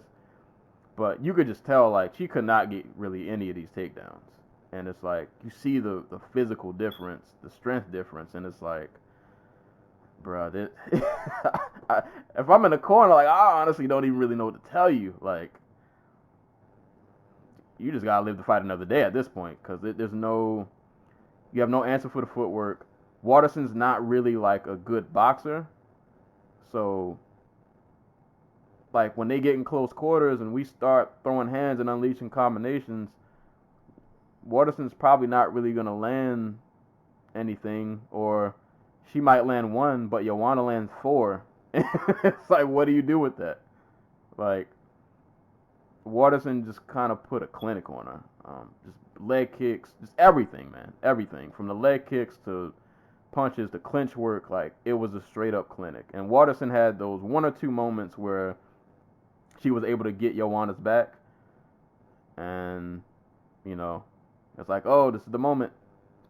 And then couldn't close the deal. Yeah. Like those.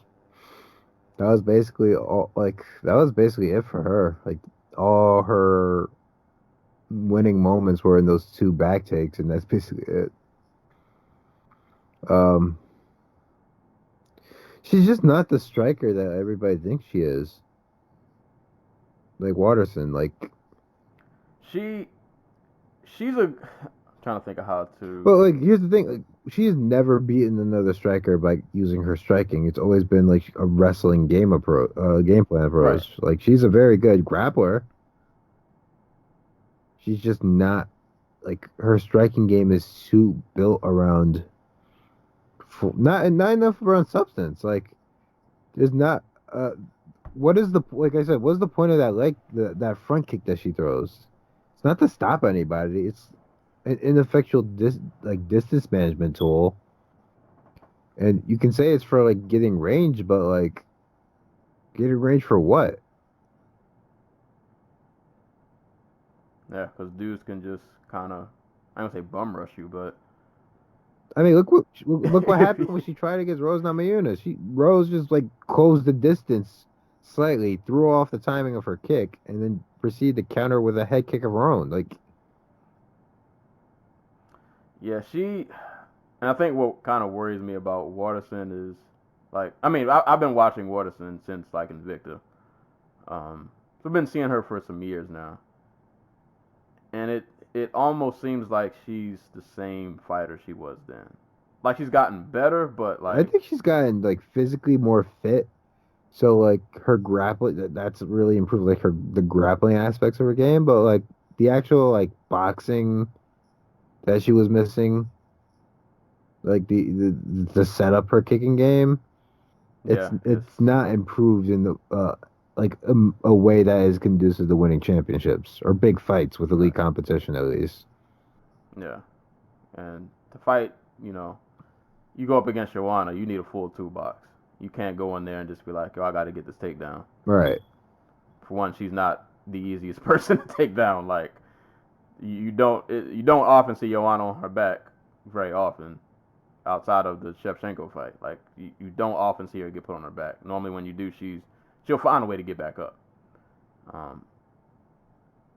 Waterson she had kind of no answer for anything. Just kind of got lit up on the feet. Just kickboxing clinic, pretty much, from Joanna.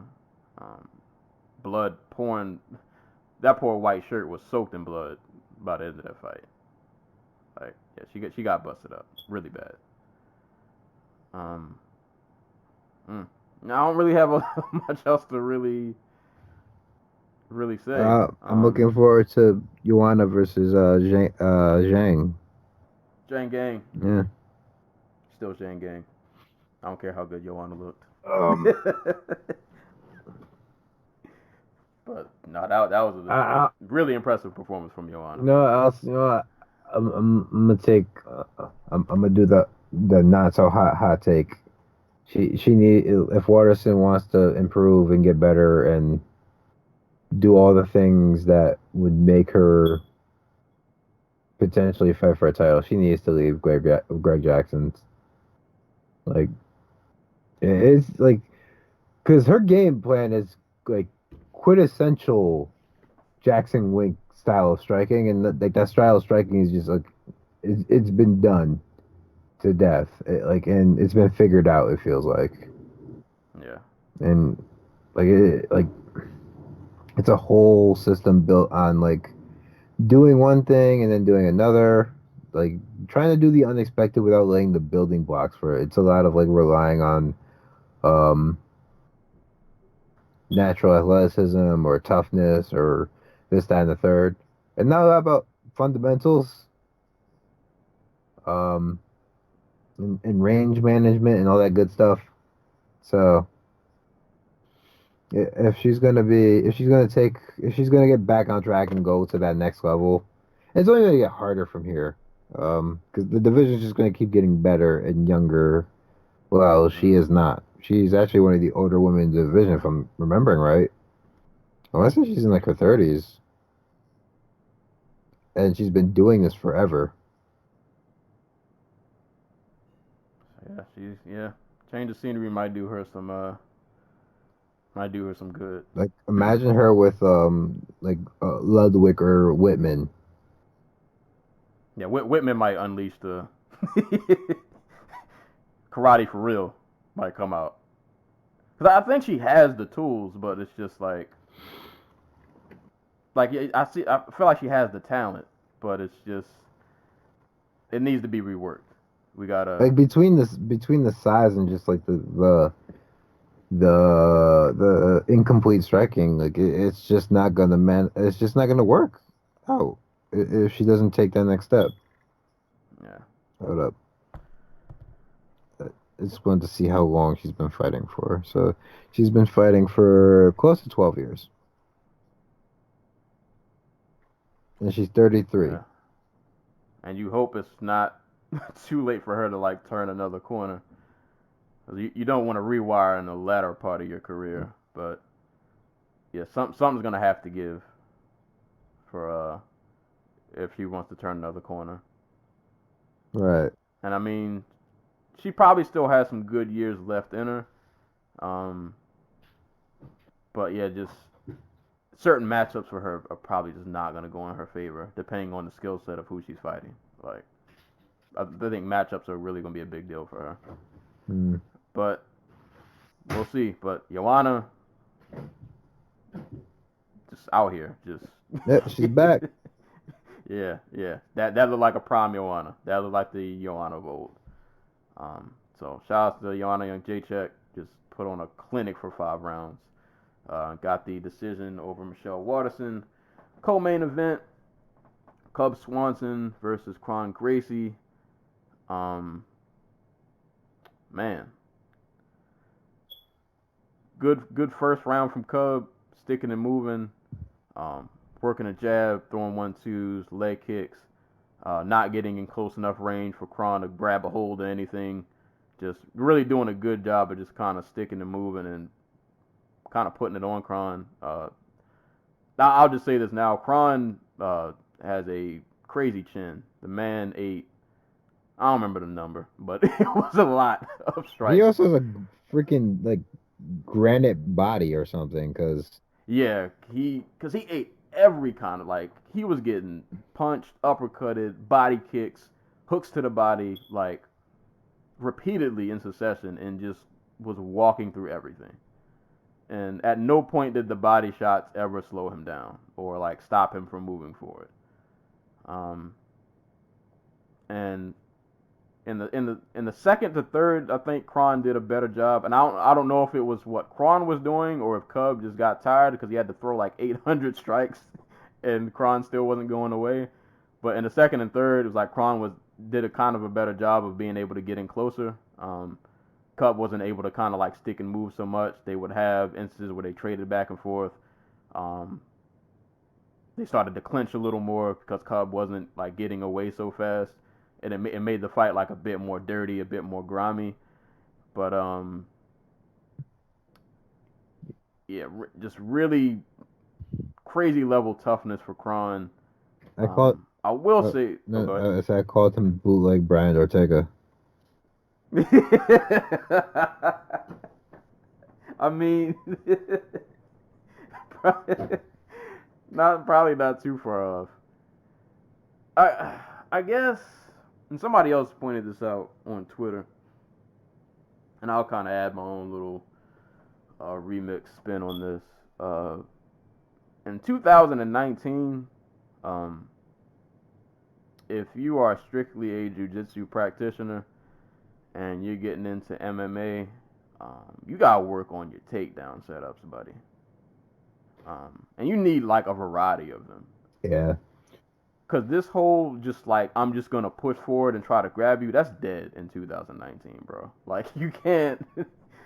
This ain't the heyday when back in the day dudes didn't really know how this whole jiu-jitsu thing worked. They didn't know that some smaller guy could just kind of grab a hold of you and get you down and submit you. Like, we are way past those days. Like, you got to get way more creative with the takedowns. Your takedown method cannot be walk in, eat a 3-piece combo, and hopefully I can just grab a hold of you and push you against the fence and take you down somehow. Like, that's dead. Like, you got to find new ways. So yeah. Like he has like the pressuring part of it down. Like he just copy Maya style. All these freaking jiu-jitsu people should just copy Maya style. Walk people to the cage and then shoot on their hips. And if you don't get it, you can still like, get go for a second shot or something. All right. But I mean, he's not that bad of a striker. It's just his defense is rudimentary. It's like high guard, and wait to counter, which worked in the back half of the. Well, I shouldn't say it worked.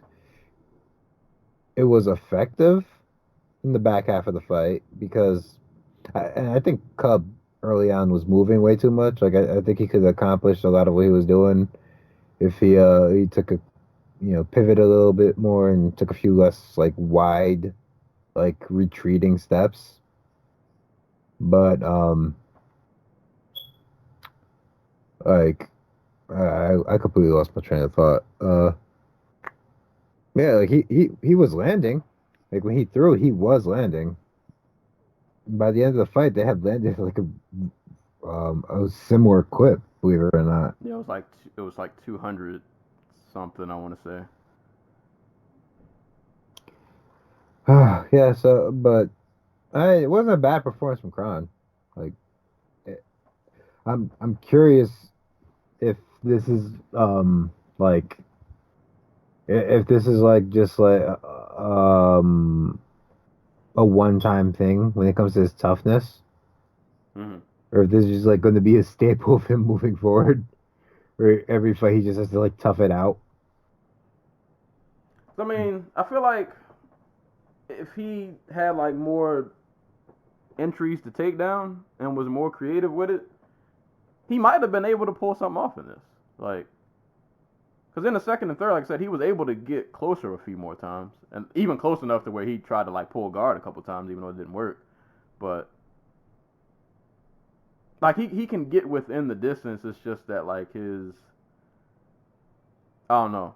When you're just when dudes know the game plan, they know what to do. They just kind of, well, some dudes know what to do. Some people don't. But like, we know what you're gonna do. You're just trying to take me down. And being that you're not doing this in any really like creative ways, like you're not, like you said, like Maya, you're not shooting for singles, you're not shooting for doubles. It looks like you're just trying to get in close and just drag me down. So if I can just maintain my distance, and I'll be good. But like if he just had a few more ways to kind of get in and mix it up, he probably could have made something happen. Because, like I said, he was landing shots in the second and third, and Cub was definitely starting to slow down, but he couldn't really get anything going. Yeah. But it was a fun fight, though. It was a fun one of those fights where you're watching. It's like, how is Gracie still? Yeah, like seriously, like Cub has to have lost like a lot of steam on his punches or something, because good God, how do you eat 30 body shots like that? Like it's nothing. Right. And Cub was landing clean too. Like it wasn't like these was like, oh, these are just like a glistening shot, like, oh, it just rolled off. Like, nah, he's catching dude on the button. Yeah.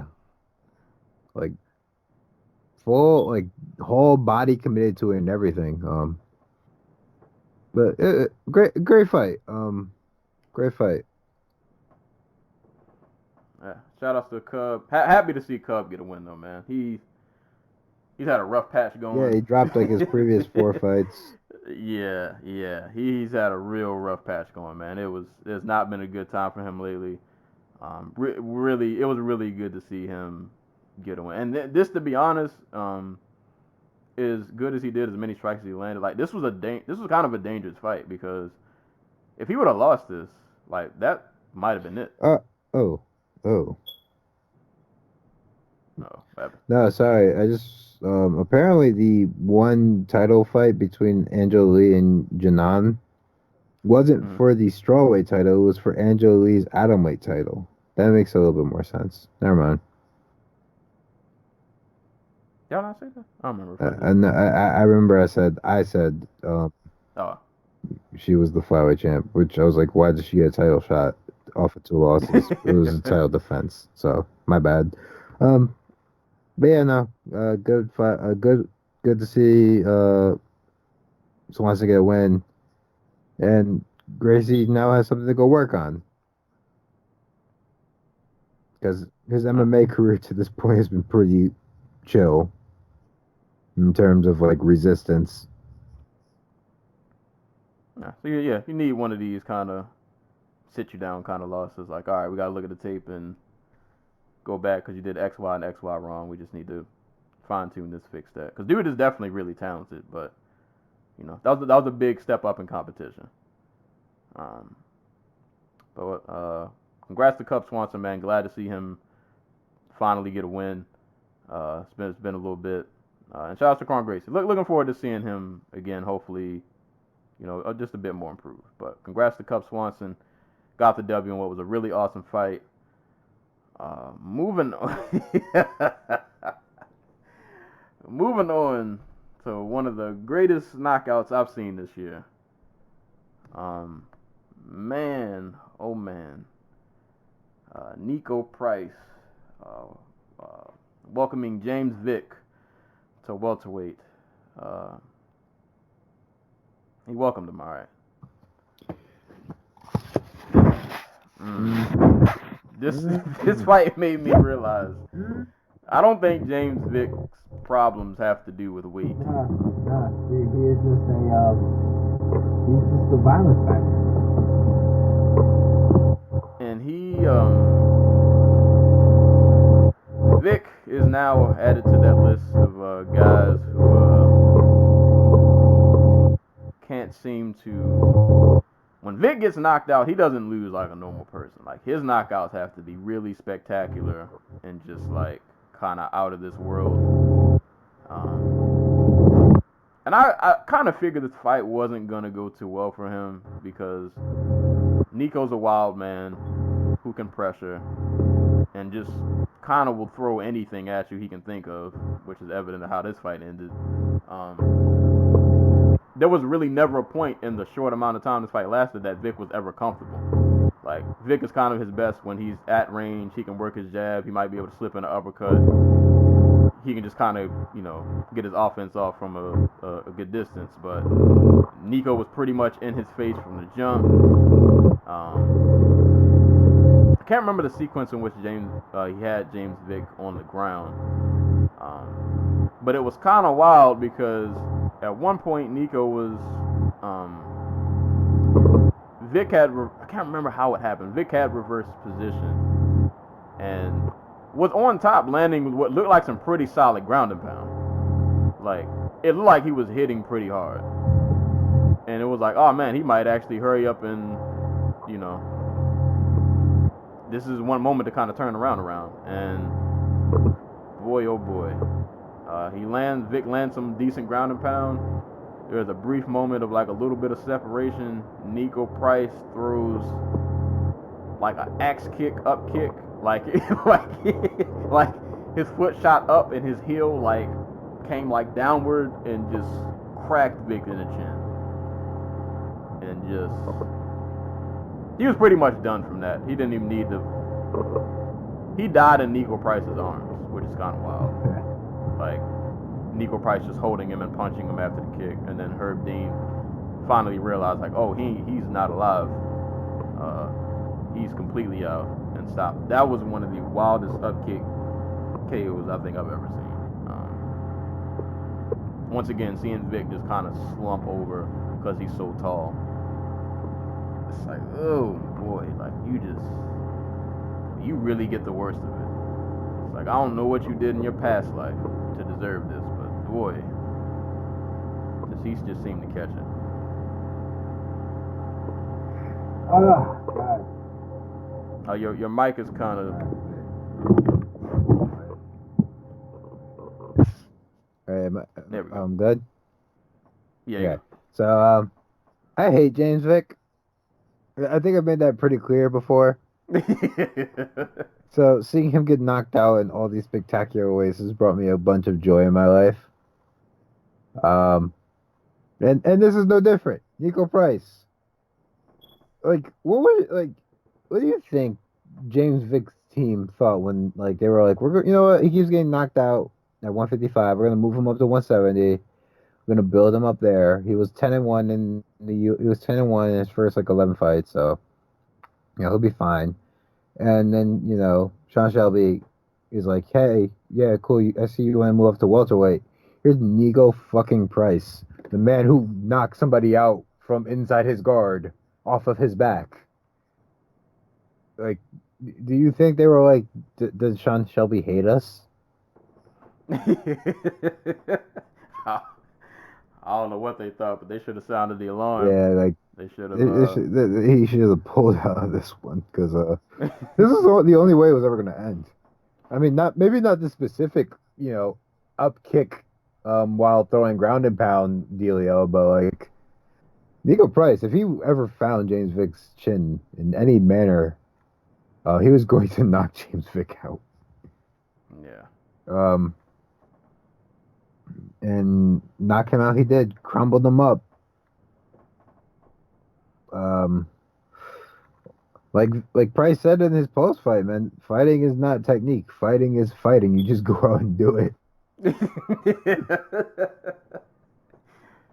Hey, man. That's it.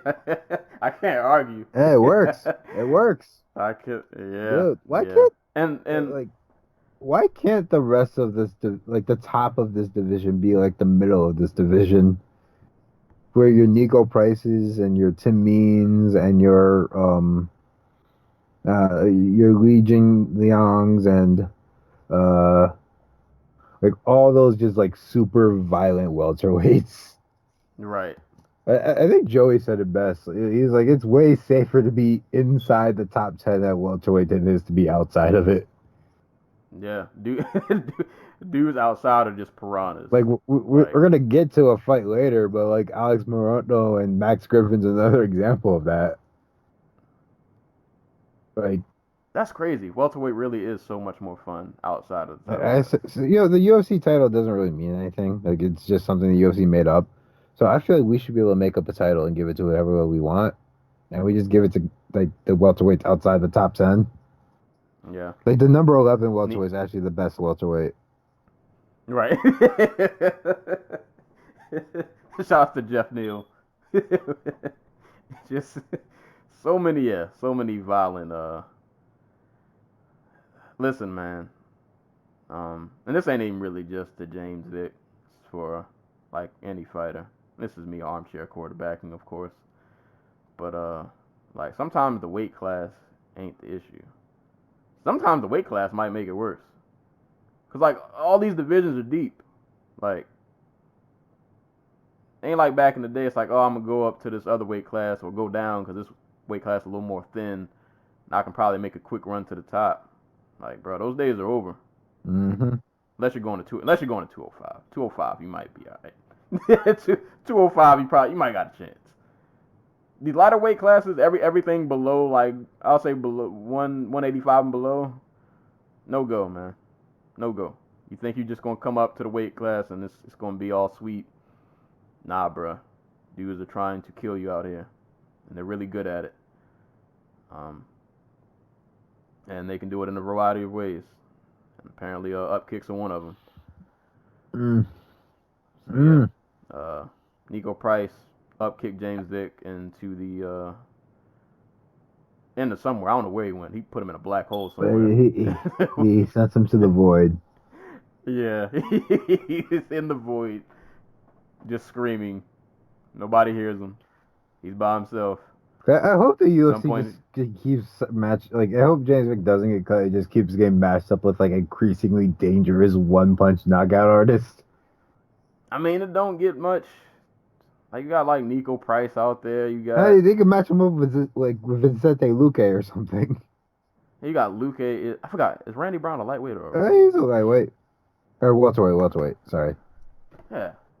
Even him, like, these fights ain't getting much. You know, they ain't getting much easier. Even some of these like random contender series dudes, who might not be like the most talented dudes, but they can crack. They hit pretty freaking hard.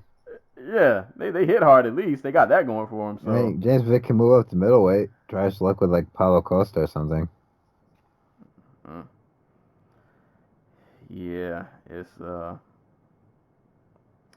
yeah. Shouts to Nico Price.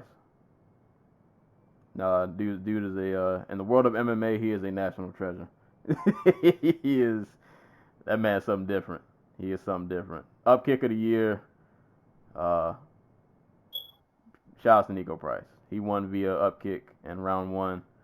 Sent James Vick to another world. Moving on down to women's strawweight. Amanda Ribas versus Mackenzie Dern. I'm gonna let you kick this one off. So when they made this fight, I didn't really think too much about it. Nothing much more than like, hey, Mackenzie Dern's coming back really quick off that pregnancy. Good for her. And to her credit, she made weight. But about 10, 15 seconds into this fight, I remembered Mackenzie Dern's not a good striker. Like she's like Ronda Rousey. Like she is athletic and she hits really hard, but she is not a good striker. Like at all. She has one punch and she will throw it a lot, and sometimes it'll work, but most of the time it won't. And it showed here. Amanda Ribas, for all her flaws, is a very well put together fighter. And she just out kickboxed the shit out of Mackenzie Dern for 15 minutes. That was pretty cool. I want to say the striking differential was something like the ratio was something like 9-1 or 10-1 or something. And it's not like Dern was ever like in danger of being like knocked out or whatever. Ribas seemed pretty reluctant to get into like a straight up brawl with her, or to put herself in a situation where she could get like taken down against her will. But like we said with Kron Gracie, if your game is jiu-jitsu and you don't have like an actual way to get the fight to the ground, like you're gonna run into a wall. And a wall she did run into because she got beat bad. Yeah. Yes. Ribas takes a wide decision over Dern. Yeah. A lot of 3 pieces and 2 pieces, and the one thing I noticed throughout this fight is like Mackenzie, not only like the striking isn't really that great, but like she like puts herself in really bad spots because her striking isn't that great. Like she'll throw a really just awkward kind of looping punch and just leave herself to be open to get tagged like 3 or 4 times. Like I felt like there was so many times when they traded in the pocket and Mackenzie just, her strikes are so wide and awkward that she just puts herself out of position. So like when she misses, it's like, oh, you got a free 3-piece counter. It's right there waiting for you. Mm-hmm. Because she's just punches is just so loopy. And it's like if she lands them, yeah, you probably could put Ribas out, but you know, Ribas isn't some low level, you know, regional. She's not Amanda Bobby Cooper. Yeah, she's right. Yeah, this is not about the work here. She's way more polished, way more talented. No disrespect to Amanda Bobby Cooper, but like you could tell by looking at them exchange strikes, like who's actually really good at this and who's kind of just getting their feet wet. Because Mackenzie she would throw that looping punch. They get in close quarters. She gets countered with like a 3-piece reset, same thing. And then not only does she, like you said, she doesn't even have like a variety of strikes. It's like a looping punch or like a hard 1-2. There's not much else you really got to look out for, unless she tries to go in for a takedown. But in terms of striking, it's like I just need to dodge these maybe 3 punches and that's it. And then I can get off whatever I need to get off because her head is going to be there. She's going to be out of position and I can just tag her as many times as I want to. But yeah, not a whole ton to really dive in on that fight other than, to me, this was like the diet version of the main event. Like, well, one person was just clearly, in terms of striking better than the other, and it showed. Yeah. But instead of 5 rounds, it was only 3. Yeah.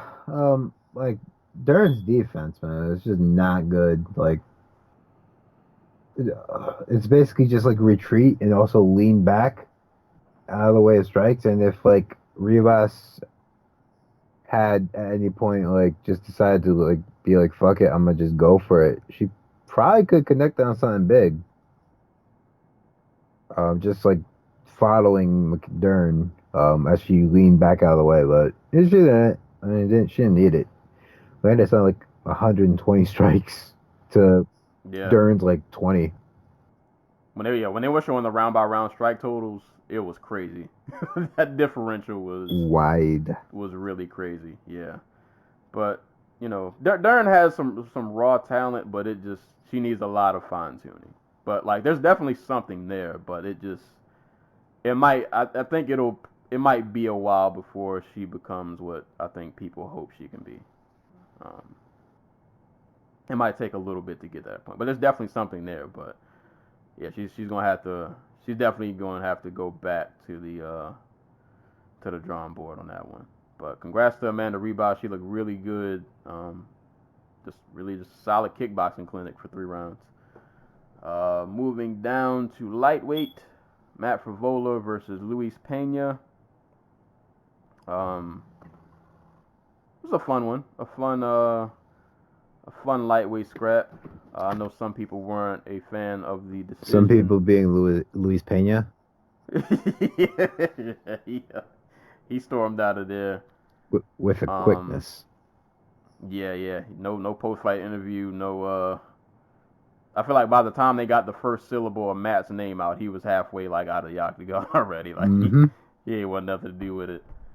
I understand his frustration, but at the same time, like, I could see where he lost 2 rounds of that fight. I think the first round was close. Frevola started off really good because he kind of came out the gate just letting his hands go, and he was the one kind of pressuring and body slamming and landing. Yeah. And Pena didn't come on strong until the tail end of that first round. And he did work, but I think I gave it to Frevola because I thought his strong start kind of outweighed what Pena did in the latter half. But, I'm not going to argue either way of who you give that round to. I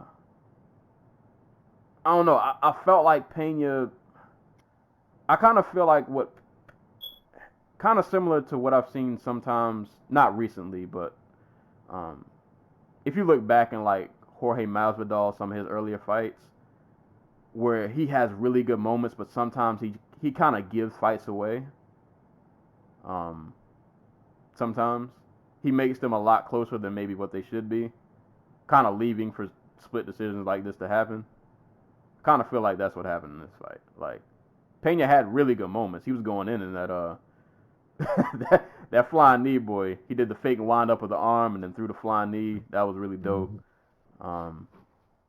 He had a lot of good moments in the second round. He was tagging Frevola up a pretty good number of times. Like, when he was actually actively engaging and being creative, like, it was definitely working. But there were other moments where I felt like when he wasn't engaging, it was like he was just kind of waiting for something to happen. And I think he just kind of left. In a fight that's close, you kind of can't leave that room of error. Right. he let Frevola stay around. Like there were points in the third round where he was just letting Frevola basically off the hook, and Right. Frevola would come forward like behind a big overhand right, and Pena wouldn't pivot. He'd just back up, like, and sometimes it would catch him, sometimes it wouldn't, but. You can't let your guy off the hook like that because you're just going to give him more time to work. Yeah, like he would back up.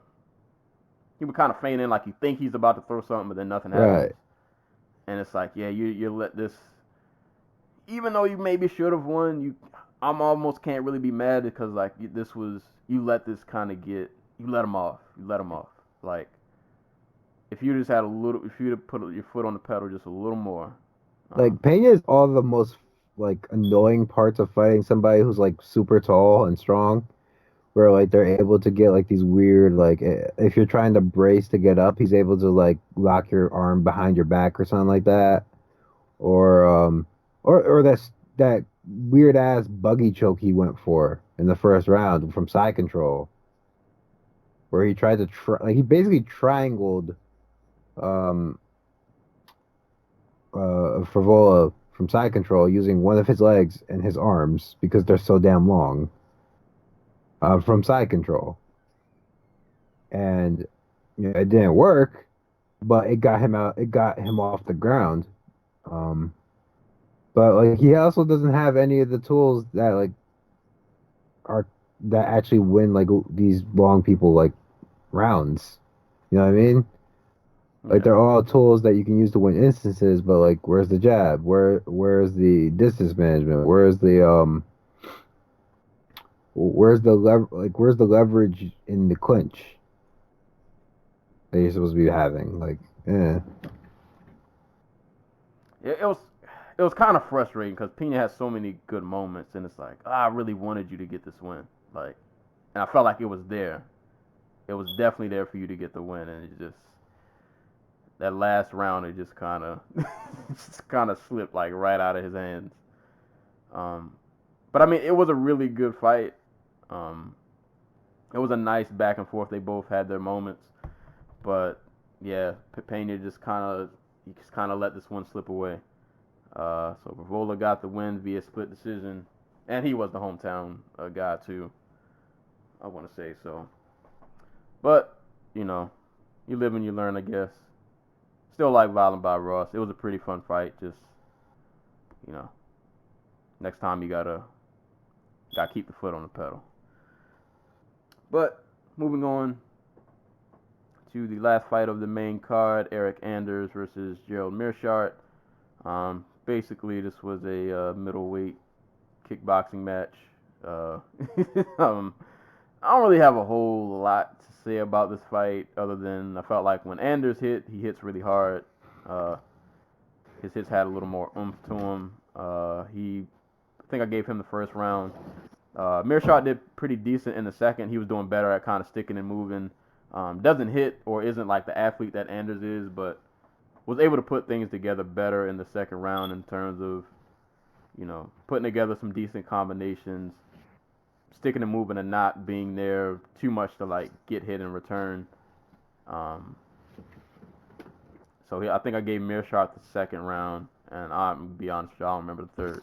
I don't remember. I'm be honest with you, this is the one fight where I actually zoned out for the entirety of the fight, and I didn't see it. I mean, yeah, it was kind of one of those, to be honest. It wasn't like it was a decent fight, but it if you missed it, did you miss it? Like I don't know. Yeah, it was a cool fight, but not anything too crazy. It was just a decent like kickboxing matchup, pretty much. So we won't really spend much time digging into something that doesn't really need to be analyzed all that much. But Eric Anders got the split decision win over Eric Anders does. So. Yeah. So congrats to him. Eking out these just really close fights. But I'll say again though, giving props to Anders. Like I remember watching him in LFA, and like I liked what I saw, but I didn't think he was UFC ready. And he's honestly done much better than the UFC than I thought he would have. So I'll give props to him for that. So congrats to Eric Anders, got the split decision win. And then the prelim portion of the card. So I can't really comment on some of these fights. Most of them I'll kind of only watch once because there was so much to rewatch that I couldn't go back and really watch everything. But headline in the prelims was Ryan Spann versus Devin Clark. Happy to see Ryan Spann get the W. He was an LFA guy, so always root for the LFA dude. Actually, I think Devin Clark might have been too, but I like Ryan Spann better. and Devin Clark, what was that going on with his beard? Yeah, don't do that. Don't do And that. this whole fight was don't do that. The fight. It was until it was over. It was until it was over. Like, I don't remember the fight in done in detail, but I remember watching it and being like, "Oh, this is a 205 fight." It was Ryan Spann, like nonchalantly tiptoeing towards Devin Clark for like 8 minutes, not doing anything, and Devin Clark panicking, backing into the fence, and then throwing like an overhand right or shooting for a takedown from like 6 feet away. It was like I don't even know how to describe it. You know what? There's nothing else to be said other than, you know what? It ended in a submission, and thank God this fight ended when it did, because this was one of those fights that it looked like had this went 3 rounds, this would have been a fight that we all would have hated. This would have. Yeah, it would have been the fights where nobody was really a winner. Like it was on the way to becoming one of those. It's a fight where if you won, you lose your ranking. Right. Yeah, you move back in the rankings actually. Like, we might take half your fight purse. You don't even get Reebok next time. We'll give you like the store brand. I don't even know what the store brand is, but that's what you get. Get the Aldi version. But congrats to Ron Spann though. Got a guillotine choke and saved us all from what might have been a crazy lackluster fight had it continued. All right. Moving on to, I don't want to spend too much time on this, but we kind of got to talk about it. Mike Davis versus Thomas Gifford. I guess off top, I'll give props to Mike Davis because he took this on short notice. Correct? Yes. Yeah. Took this on really short notice, so good on him for taking the fight, saving the fight. This is one of those fights where, unfortunately, like, a really great performance is probably going to get overshadowed by other happenings. This fight, and I'm not going to go in like a ton of technique detail, but this fight was Mike Davis kickboxing the life out of Thomas Gifford. Like, it wasn't close, like, at all. Like, the only thing you could really say about Gifford is you were just kind of wondering, like, bro, how is he even still alive right now? Because he got hit with like everything you could imagine. Like, he was clearly being outclassed. Like, there's being outclassed, and then there's being outclassed, and it's like uncomfortable to watch. And by like the middle and end of the second round, that's what it had come to, where it's like, all right, he clearly has no answer for what's going on. He is battered. He is getting destroyed. This fight is not even remotely close. We don't need to see this. Yeah. Like, I don't know what their logic was for sending him back out there. Team Relentless. Okay, that might explain it. So, according to this, Gifford Jr. is the coach, and I'm assuming that's the Gifford that was in the cage. And Gifford Sr. is the owner. I'm not seeing a whole bunch of other staff. So I'm going to assume Thomas Gifford's dad was in his corner. Yeah, he was. They mentioned it. Yeah. Oh, my God. And that, for me, made this so much worse. You remember that fight where the boxing match where the one guy is like the one coach is in the corner and he's basically screaming at his the kid's dad to save the fight because the dad's in the corner too. Yeah. I can't remember which fight that was, but he's like, "I'm saving your son's life." And I just wanted to be like, dude, Thomas Gifford needed somebody in his corner to be that guy to convince his dad to throw in the towel. Yeah. Yeah. I could not imagine sending my son, and I don't have a son, but like hypothetically, or even if I got little brothers. If my little brothers fought, I could not imagine watching my little brother get absolutely demolished, like the way Gifford did, and me actually consciously like, all right, you can go for a third round. Like, not even just being like you can go for a third round, being like you're going to go for a third round. Right. And you're gonna win, damn it. That should have been one of those fights where, unfortunately, it still unfortunately ended in a death. But the cornerman for Dadashev, right? When he literally he had to sit him down, like, bro, if you don't show me something, we're stopping this because you're not you're taking way too much damage. And like there was nobody in Gifford's corner to do that. Like nobody saved him from himself. The referee didn't save him from himself. They just let this man, like, he probably got years taking off his career. Like, years of his career got just beaten out of him yesterday. And there are so many ways to put this in context and just like, you just have to look, like, was this really worth it? Like, it's not like you're in, like, a championship fight. You weren't fighting for $1 million. You weren't making a ton of money off this fight. Like, what were you... This just didn't need to happen, like, at all. And then, like, I don't even really want to talk about the KO. Like, I couldn't even sell... Like, when the KO happened, I was just kind of like, this is nasty. Like, this is... And I can't blame Mike Davis. You fight until... Someone tells you to stop. It's over. Yeah, but it's like, bro, this is not... He did not need to face plant. This fight should have never gotten to that point. This fight would have been over in the first round.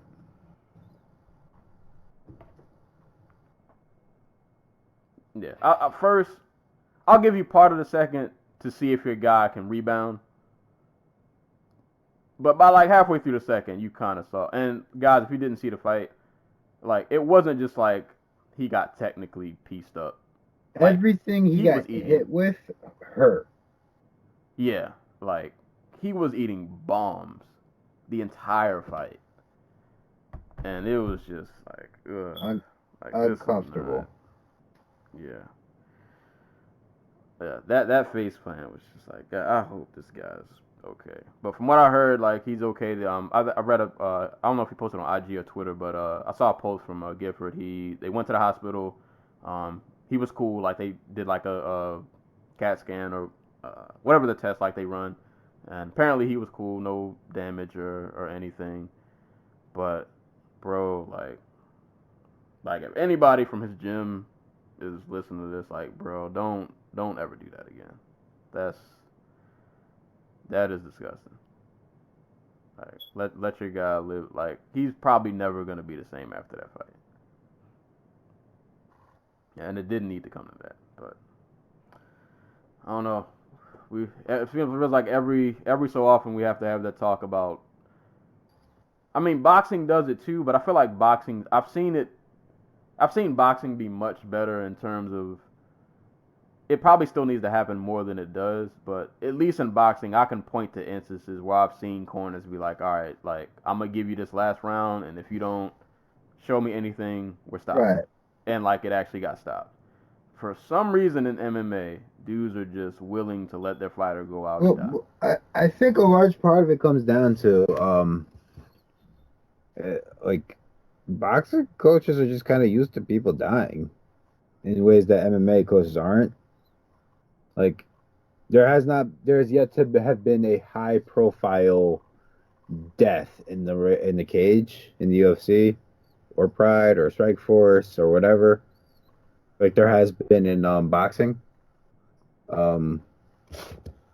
I'm sure a lot of these coaches, know the story of like, what happened with Ray Mancini and that Korean boxer, for example, whose name escapes me at the moment.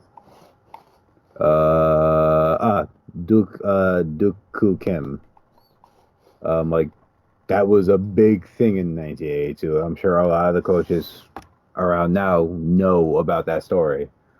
In MMA, like I hate to say, like until somebody and it's not that it's never happened. Like it happened in Ireland not too long ago, and it happened in South America.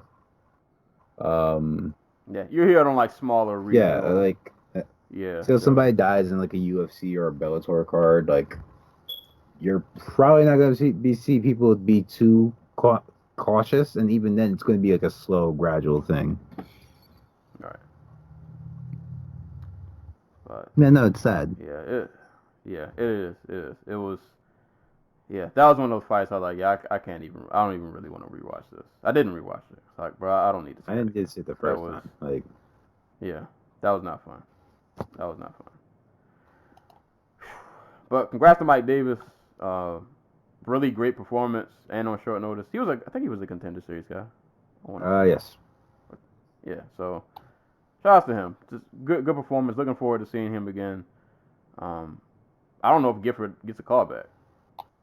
I don't know. He probably shouldn't. Yeah, probably shouldn't.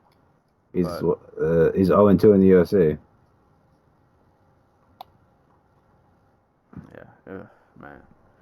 But I'm glad Gifford at least for now seems like be okay. So I'm glad dude is okay. But yeah, cornermen, coaches, family members, bro, you have to save people from themselves. He's a fighter. He's gonna keep fighting. That's what he does for a living. But you gotta know when to reel him in. You gotta know when to reel him in. But congrats to Mike Davis. He got the KO in the third round. Moving on, Alex Morono versus Max Griffin at welterweight. Boy, I just knew this fight was gonna be a good time, and it was. This fight was a great time. Um, because we're on time, I don't want to spend too much time on the rest of these fights. But boy, Max. Well, first, congrats to Morono for getting the W. But boy, Max Griffin is an alien. Like, Like the fact that he went through the second half of that second round and not only managed to meet the bell for the end of the fight, but to win the third round. third round, right? Impressively third. Like, That's fucking insane. yeah, because Morono caught that man with Everything. yeah. He got first the head kick, beautiful head kick. Head kicked him, caught him like right on the chin, knocks him down. He got kneed, elbowed, uppercutted, spinning back fist. He caught Morono hit Max Griffin with everything. And somehow this man lived and then literally came out in the third round and just kept taking Morono down and won the third round, even though he still lost the fight. But if you would have saw the end of the second and the third, it's like nothing ever happened. Like he was completely recovered. Um, insane, insane. Um, another example of guys outside the top 15 at welterweight who are just like, you don't want that smoke, man. Like, I don't want to fight that. What am I supposed to do with Exactly. that? I knee you in the face and spinning back fist you, and in the third round you're still here. Um, man, that's two in a row for Morono? Three. I'm gonna say three. Three in a row. Let me check. Good streak. Good streak. Let me double check. Yes. Zach Otto and Kanan Song. There you go. Yep, and dude's added power to his like arsenal. And he's a Fortis MMA guy now. Hey, and if you guys don't know, if you ain't been in the know, Fortis MMA is the place to be. I mean, two of the dudes picked up wins here. Morono and Fortis Span. they have been on one. Like that gym is. I don't know what they doing over there, but they are turning guys into some killers. Nah, awesome win from Morono. Really good performance. Just a great performance from both fighters, man. That was one of those fights where you didn't really want anybody to lose because dudes were just out there going for it. It was an amazing fight. So congrats to Morono. I'll let you handle this next fight. All I have to say is Tim Elliott lost because of his hair. He knew what he did when he walked outside that day. You knew what was gonna happen. Tim Elliott started off the fight pretty good. Like his movement and like his quick, touchy, like not 100% punches were like really throwing off Figueiredo's game. And then he dove in on a double leg, and Figueiredo caught him in a guillotine and instantly choked him out, or at least choked him so hard that he submitted pretty damn quickly. That did not stop Figueiredo from, holding on for just a little bit longer. Really getting that squeeze in before the ref had to come and pull him off of Elliott. And Elliott was not happy about that. So yeah, first round submission win for Davis Figueiredo. Hey. Dude's a killer, man. Like, what is he, like 5-1 at flyweight with 4 stoppage wins, or give this man his title shot. Yeah, fuck it. 1, 2, 3, 4, 5, 6-1 with 4 stoppage wins. Like, even if he doesn't win, he makes it entertaining. That dude is he's one of those guys that you just always want to see one of his fights because something's wild. Something wild's about right. to happen. I'm with it. They wanted to do not they. He called out what's his face? He called out Joseph Benavidez. Asked why Joseph Benavidez was scared to fight him. I don't know. I don't know about that, but that's the fight. That's the fight we gotta see until either Cejudo vacates or comes back. Maybe on another podcast, but I've been thinking of these last couple cards. Maybe flyweight's okay. Flyweight's great. No, I mean in terms of like, it's still around. Like, they're not gonna pull the rug out from under us and axe the division. I can't put it past them. I just can't do it. Yeah, I can't either. I'm feeling slightly more optimistic. A little bit. But I think we still won't know until Cejudo vacates or loses his belt. Whatever happens after that will probably let us know what they're going to do. Right. But flyweight's been rocking, man. Flyweight has... Boy, they've been on one. So congrats to Davidson Figueiredo. Got the win over Tim Elliott. Moving on down. I'll try to kind of speed through these next couple. But I got to give a lot of props, man. Marlon Chito Vera versus Andre Ewell. I was actually watching this fight while I was on the way to get Chinese food. So I was watching it, but distractions and such. But Chito Vera, man, this dude is just awesome. And I knew this was going to be a fun fight. You knew there were going to be a lot of hands being thrown. And that's what we got. I wish I remembered this in more specific detail, but like I said, I was on the way getting food while I was like halfway watching. I got you. I remember this. Marlon Vera, in the first round, notoriously slow starter, decides, you know what? I'm going to go for a standing arm-and-head choke, a standing triangle choke. Tried it twice, yeah. I think. He got it pretty deep in that first round. He got put on his back and was in guard, but he still had it locked in on Ewell. Ewell managed to get out. But from that second round on, dude, just what a fucking tornado of violence this man is. They just got progressively better as the fight went on.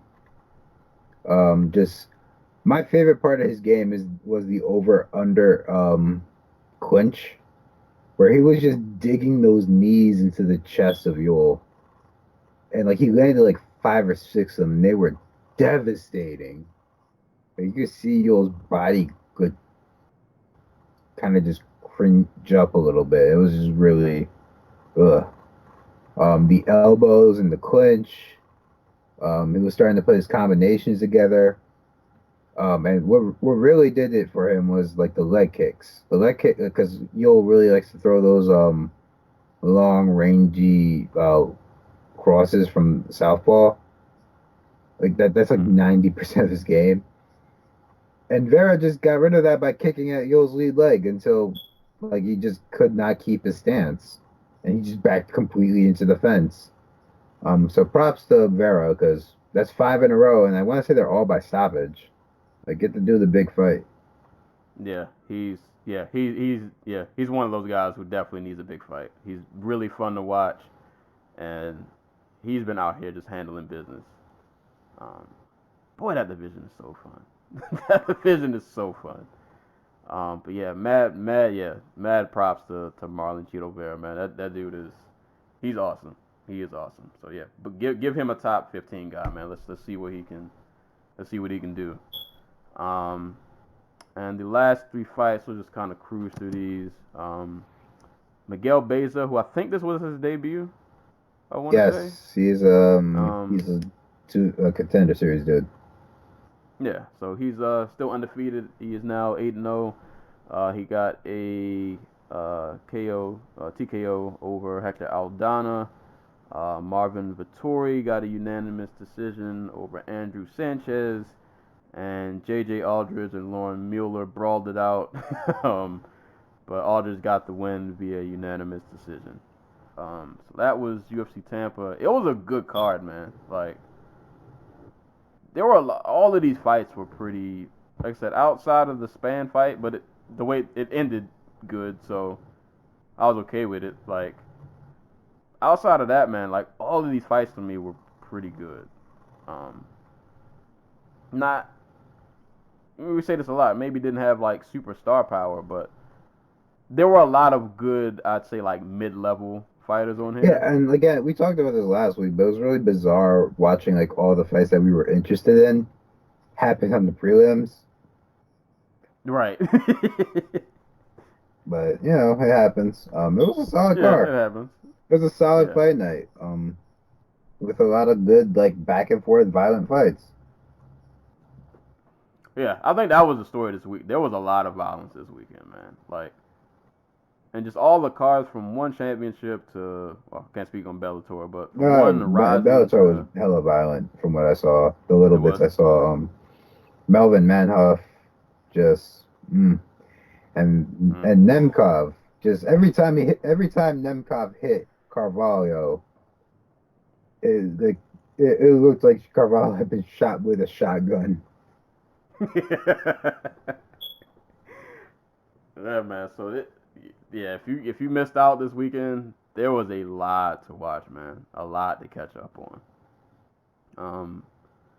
Yeah, man. This is a really fun. Probably the most fun, one of the more fun weekends of fights that I've had, even from PFL on to everything else.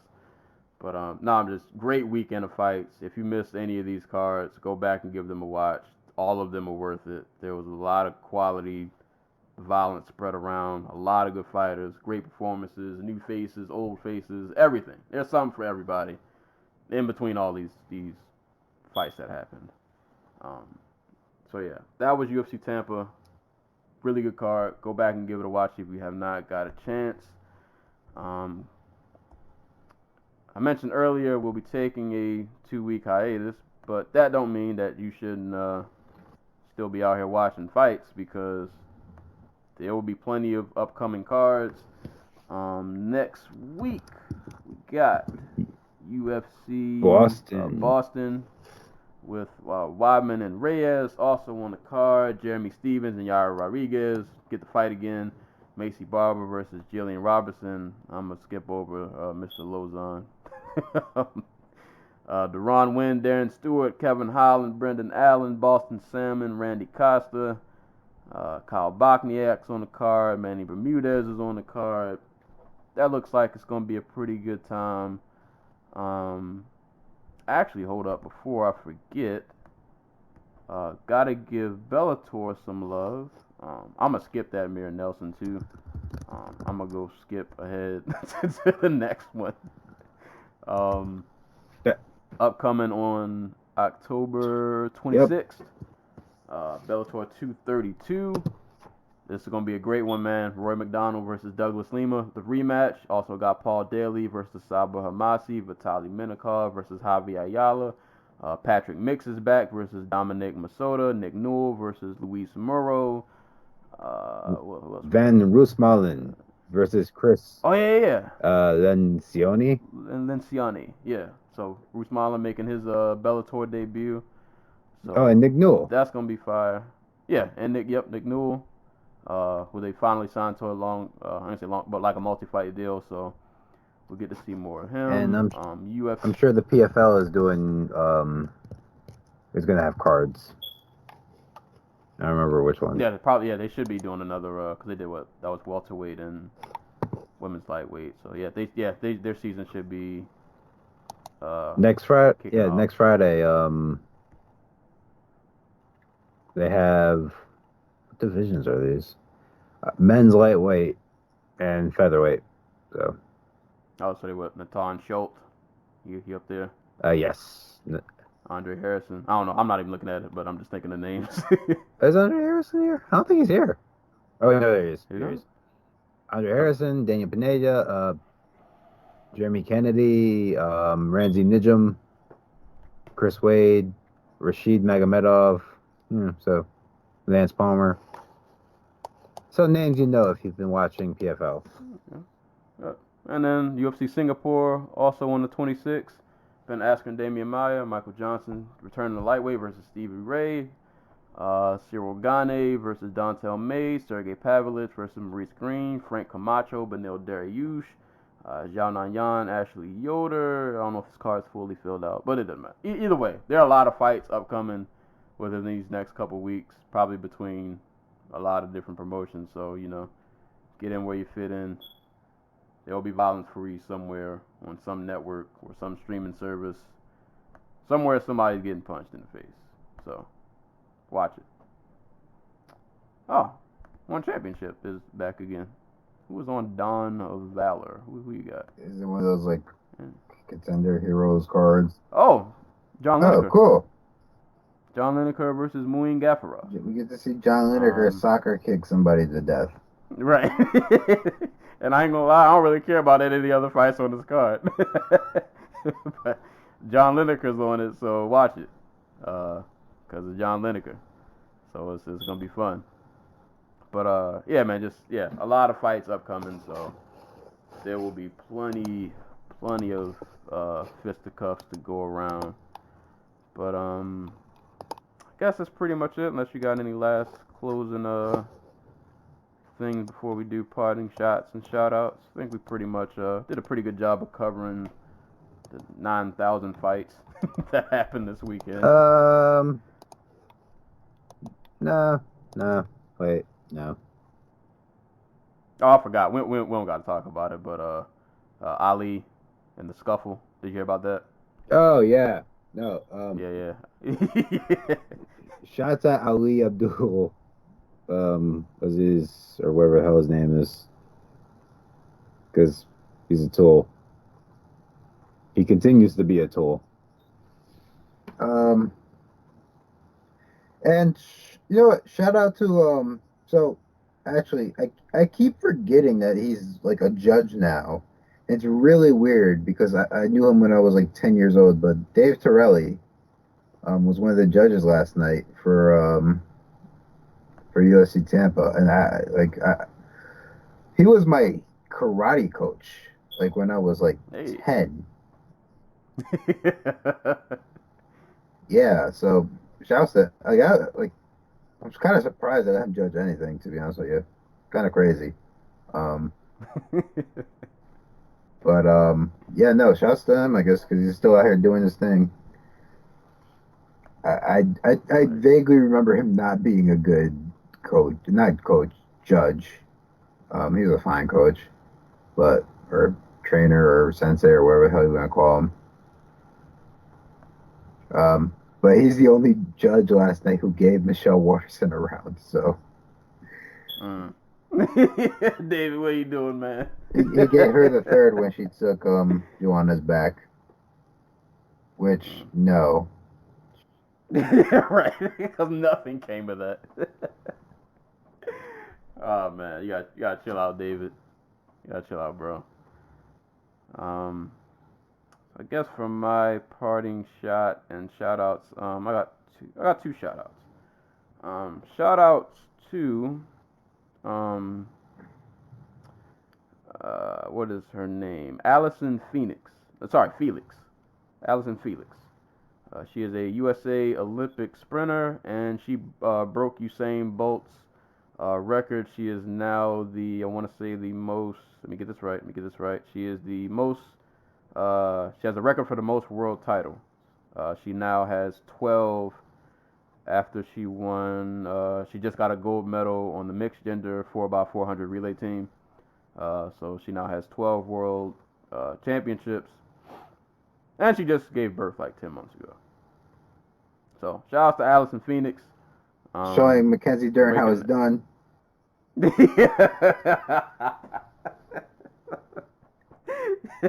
Shout out to Allison Phoenix. Out here holding it down.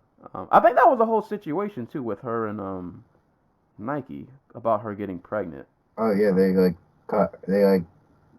Yeah, I think they dropped her over it. Yeah, something crazy. And she out there breaking world records. So Nike, y'all about it.